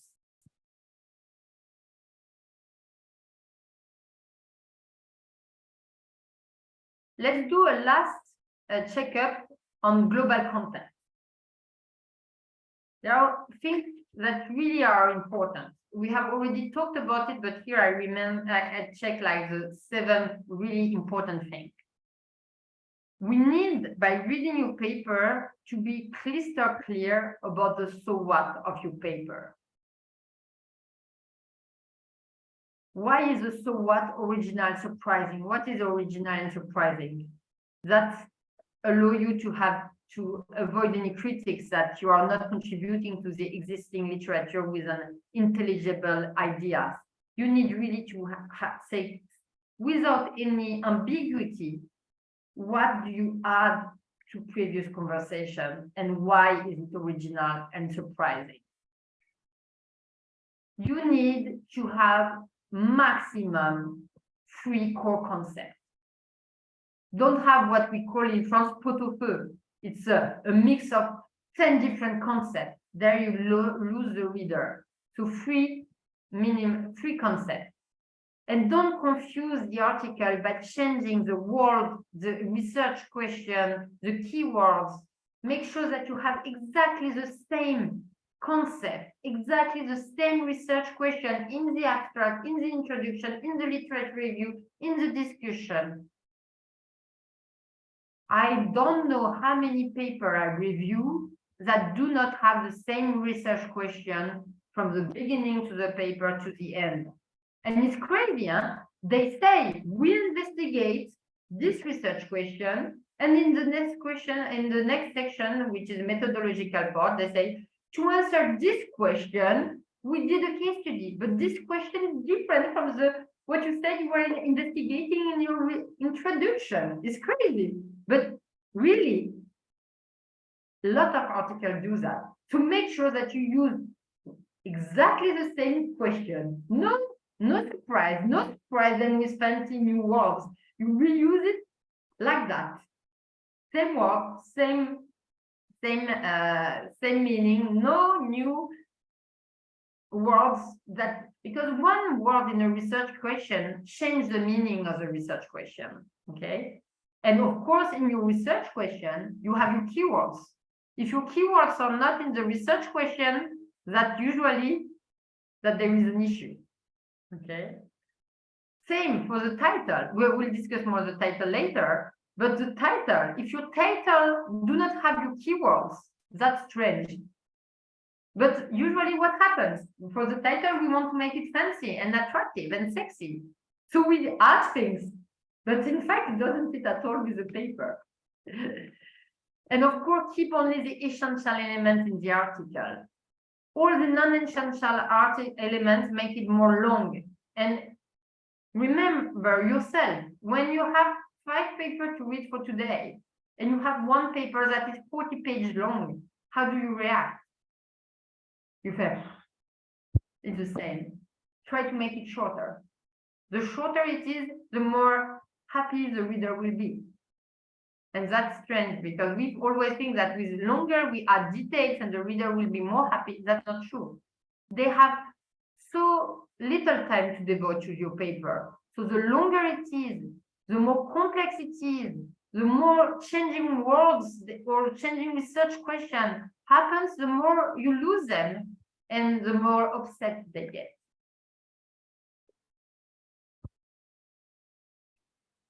Of course, choose carefully every illustration and table. A table should not, or a figure should always have a title, of course, first, a title on each figure.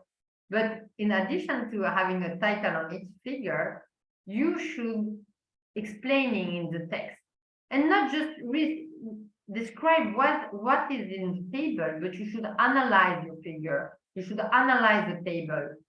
And a good test is to do Control F for figure 1, do figure 2. Are you quoting your own figure in your text? If you're not doing that, that means that you do not analyze it somewhere in your paper. So you need each time to quote your own figure and to analyze it in the text, but not just describe it, really analyze it. And of course, have a conversation. We say that, but have a conversation that matters in the journal target. So you quote previous article of the journal. We said that, but really it's important. Global format checkup. Is the paper crystal clear? Is it simple of language? That it's precise, clear, and not superfluous? You don't add unnecessary words, unnecessary complex long sentence. In English, you have subject, verb, complement, subject, verb, complement. You don't do long sentences. In France, we love that, but in English, no. You are efficient. You respect the number, the form of the magazine or journal, the number of words, the style, the structure. Really, my tips is you use one of 2 recently published papers as a template. And you really use the main way they write the title and the way main numbers. If they use 1.1, you don't do 1 and subsection 1a. You really follow. If they underline the subtitle, you underline the subtitle. You really reuse. If they call the methodological part, you call it methodological part. If they call it method, you call it method. If they call it with the Samsung, Sony case study, I would have said Sanofi, BMS case study. You really reuse the same thing they do. Respect the showing and telling balance, okay? You tell a story, but you need to show that it's not just talks, that there is proof behind. And put title and sources on each table and illustration. Take into account also the nationality of the journal. For example, if it's a British journal like the British Management Journal, be careful. Organization take a S or a Z. It's silly, but it's more important thing. Respect the way they present quotes also. Are all the quotes put in a table at the end of the paper, or it's put in the text? Put the number of the page. And use the present and active form for English article, except for methodology part, which is in the past tense. So of course you have to check in the journal your target, but usually it's what they do. Last thing but not least, we are going to discuss the title. Go to one journal you like. For example, I like Strategic Management Journal, and look at the title. Do this exercise and put one or two titles in the chat that you found. One journal that you like, in which you dream of publishing, and put the title in the chat.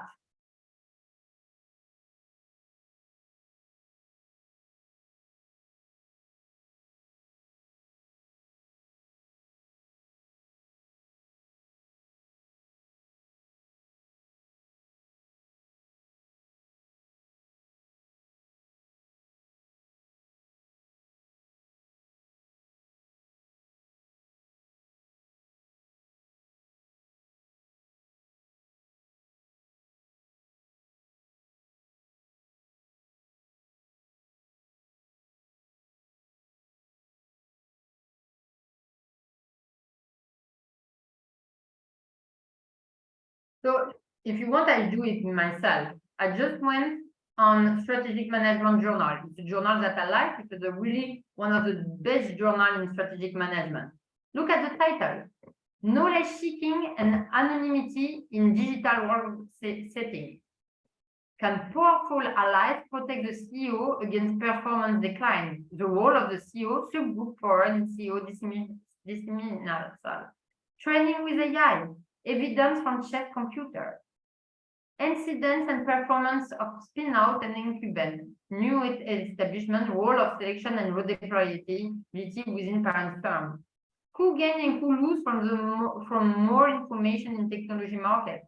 Evidence from the Sunshine Act. What do you see? How are those titles? Are they complicated? No. All those titles, even if it's one of the best journal ever in strategic management, they are simple. They are brief. They are clear. There is no ambiguity about what is going to be in the paper. They reuse their key. If we have more time, I would have clicked on each paper, and you would have seen that their key words are in the title. They accentuate the primary object, not a secondary object. It's really the core subject in the title. Their keywords are keywords that are reused. So I put in the title, but it's more about keywords. The keywords are keywords that are regularly used in other articles of the same journal. That shows that you are in a good community. And really, in all the titles we saw, none of them was about a sector. None of them was in the health, specialized in health. They, I could say, a case study in health. So health is the context for the research. But the contribution is not a health journal. You have journals specialized in health. You have journal specialized in tourism, or that are different way to approach the paper. So be careful. Depending on the journal you target, your context is only a context, or can be a main source of contribution, that you need to be really on a health journal if you want the health to be one key element of the article. So with that, we just finished what I wanted to share with you today. I hope it was useful, and for the 20 last minutes, I want us to debate and discuss. What have you learned today? What are the new things that you have learned that you were not aware of, or that you knew but you did not realize how important it was? I do always this exercise because what I say seems silly, but there are important elements in it. So I just want to share it if you have caught it. So what are the takeaways of this course for you?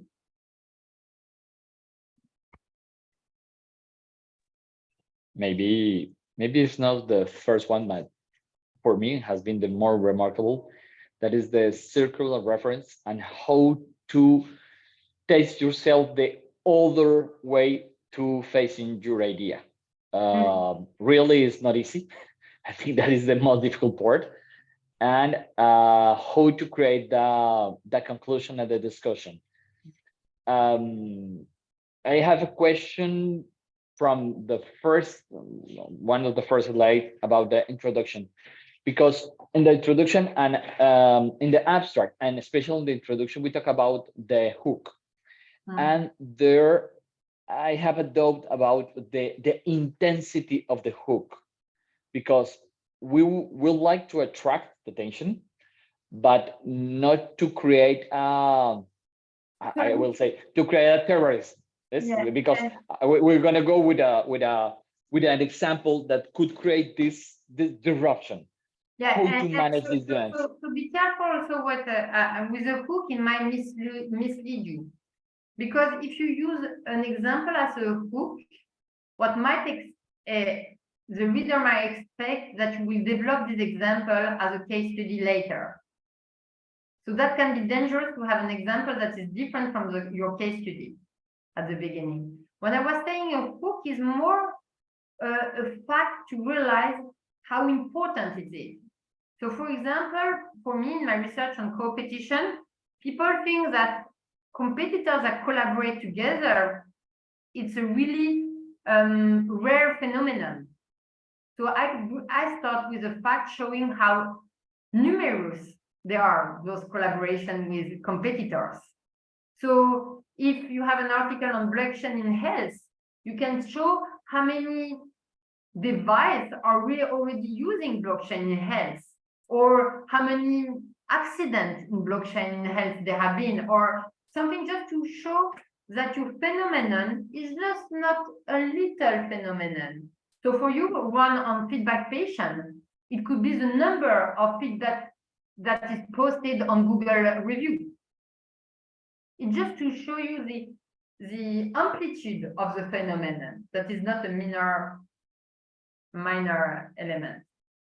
And you talked about the circular risk. I think that is really important that you all remember that. In qualitative studies, it's really easy to find what you want to find. So how to prevent that is to look for the false hypothesis, so the rival hypothesis. Can you find something that contradicts what you want to find? But that means that if you find it, you need to reduce the whole literature review. The other, what have you learned today? You can say nothing. Well, thank you so much, Matilda, for the presentation. I might be intrigued with this cover letter for the editor.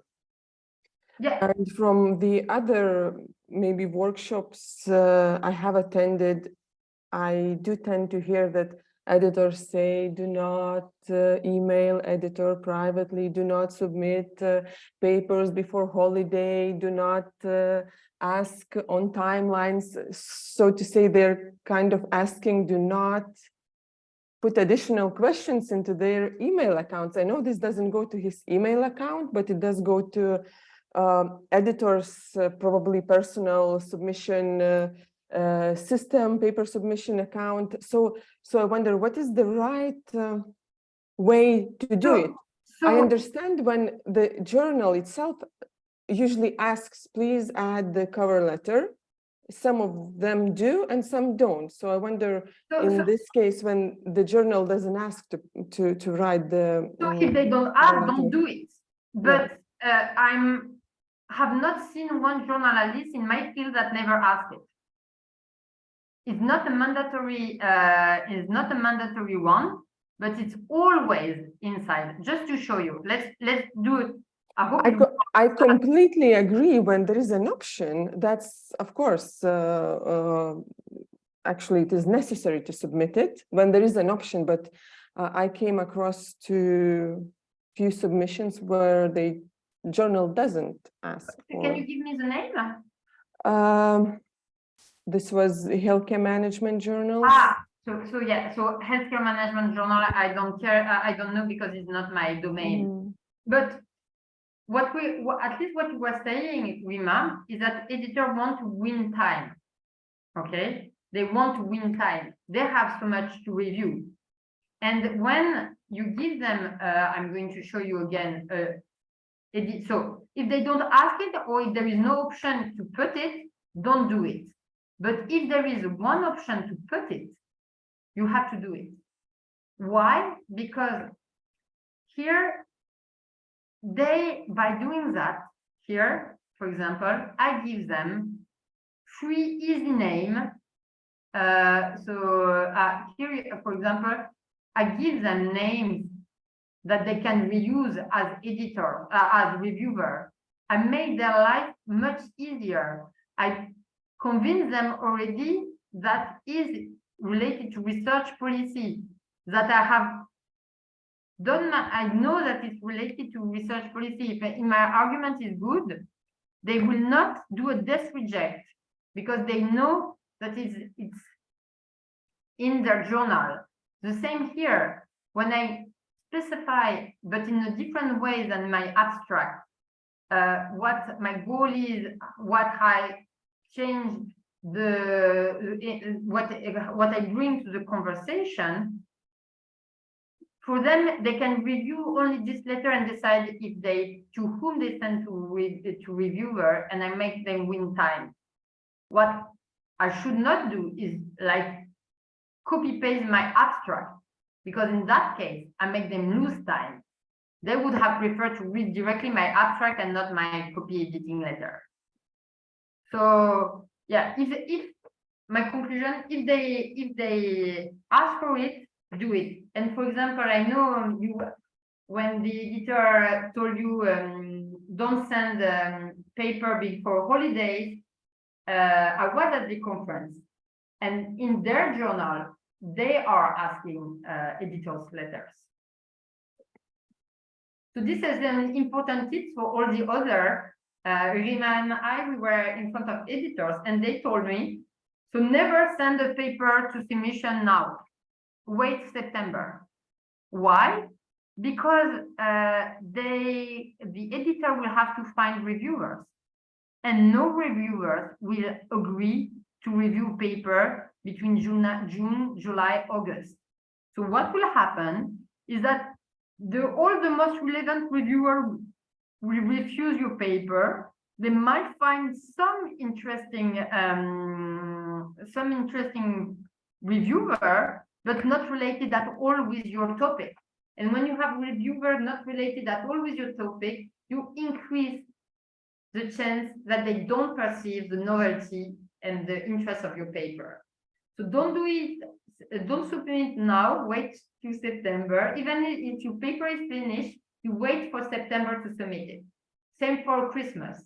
You finish it before Christmas because that was your goal. You wanted it to be finished before Christmas, but you send it after Christmas.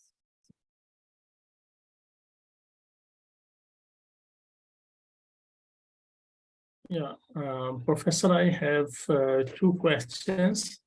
And one is regarding title. So can we mention in title our dependent variable or objective, which we are going to find in our research? So can we mention that dependent variable in our title, or we don't need to mention there? So for me, it should be on your dependent variable. Like if we really look, if we reuse intentions of any digitalization. So I have to mention about that exact variable name, or maybe that maybe which technology I'm going to use. I have to mention that technology. So can you give us a concrete example? What is the title you're thinking about? So for example, I have so what is the impact of system quality, like information system or service quality, on user satisfaction or maybe healthcare professional satisfaction, and how they adopt that clinical decision support system in the healthcare sector. So my dependent variable is that intention to use. So I have to use intentions of healthcare professionals, or maybe I have to use intention of clinical decision support system in the healthcare sector. So for sure, or at least unless you are in a health journal, I would not refer to sports system or to your context, or just like they did here, I could do evidence from the sport, okay. but then I would really I would call it like user satisfaction, system quality, and user satisfaction evidence from the sport. From in the healthcare platform. Yeah. Okay. Yes. Okay, Professor. And Professor, the other question is that about conclusion. So you mentioned that at the end of conclusion, we have to mention about limitation and future maybe predictions or maybe directions. So it is better because in some journals there is a different part of future directions and limitations, and in some journals it is the part of conclusion at the end. What is the better way to express that limitations and future direction?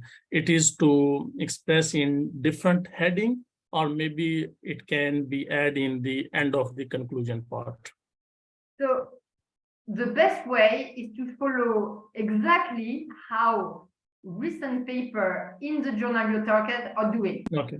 Really, and be careful to take recent paper, because Okay. it really depends on the editor. So if you take, for example, a 5 or 6 years old editor paper, it might not have been the same editor at that time that that now.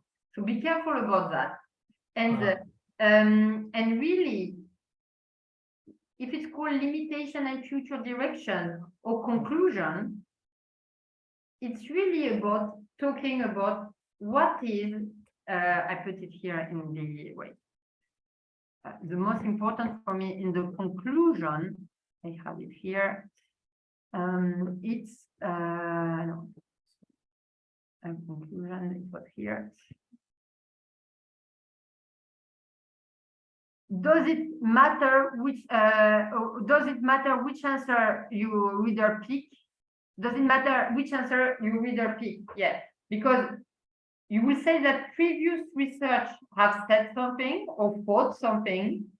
Hear what you think, and you have to explain why your answer is more relevant.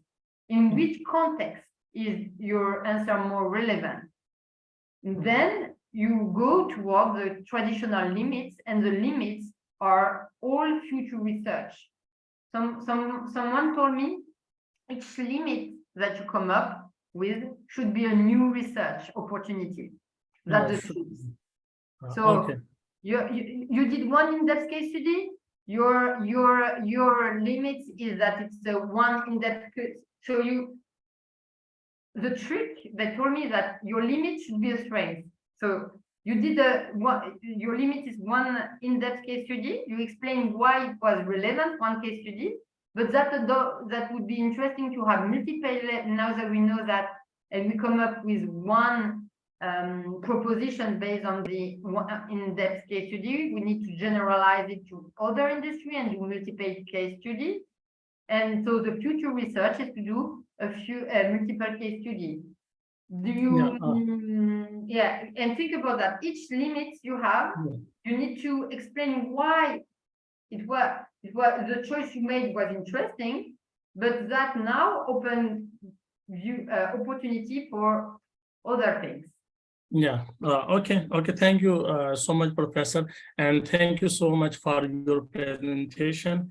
And kindly share that paper which you mentioned about that data perception. So which your paper you suggested in your PPT. So kindly share that paper also, please. Maybe in chat. Yeah. Yes. With the data. Because you mentioned maybe you forget it, so therefore I just remind you. It's good. In fact, it's the one paper that usually use as a template for my methodology part. So okay, thank you so much, Professor, and it's very good experience to have a very remarkable your presentation. Thank you so much. Thank you. And there are 4 minutes left. If someone else wants to share something that he learned today that was interesting, that he take away.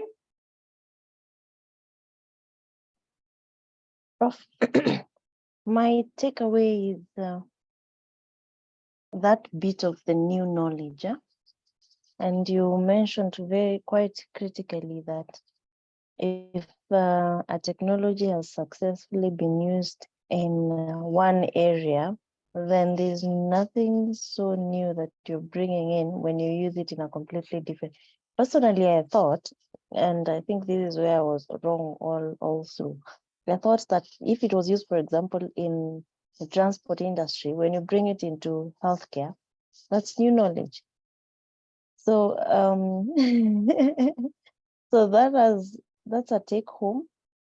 And I think now I'll have to rethink my approach and actually identify what exactly is the new knowledge that is being introduced despite the industry that is being applied. Exactly. What's different?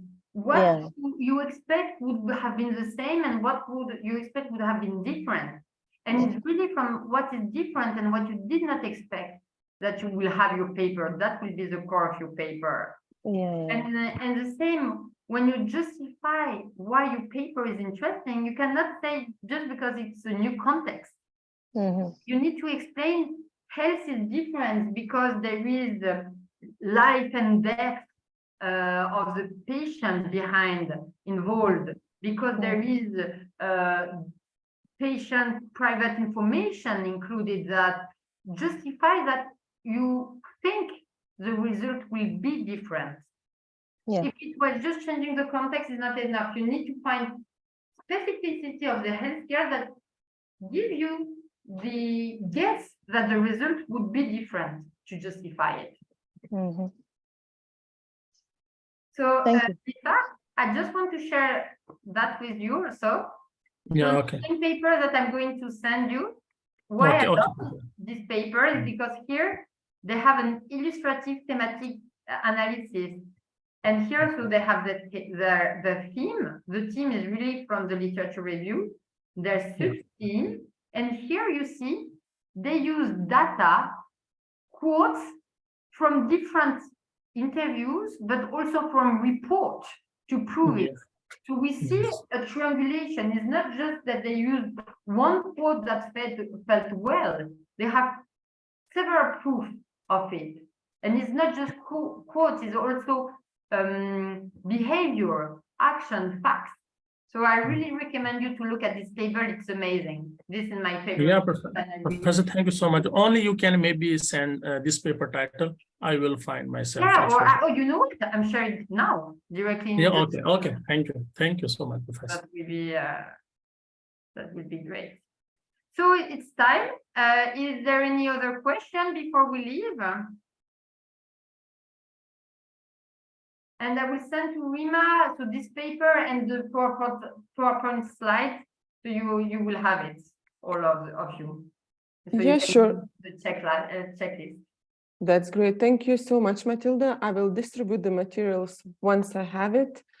And just once again, thank you for sharing your experience with us. Thank you for participants, and I will look forward to meeting you in next lectures. Yeah, and I will be in London, as you heard in July, on July 9. So if not in London, In Kaunas, yes.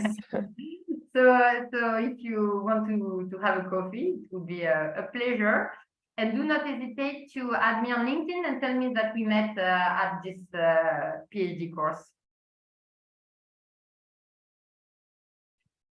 Great. My last sentence will be, don't worry if you panic 3 hours before submitting your paper. It's a total normal feeling that everyone feels, even me that have like more than 5 years experience after my PhD.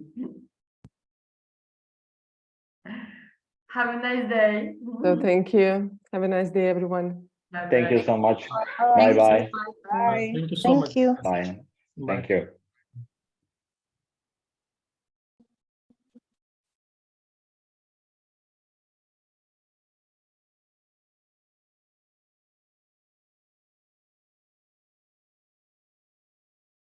Bye.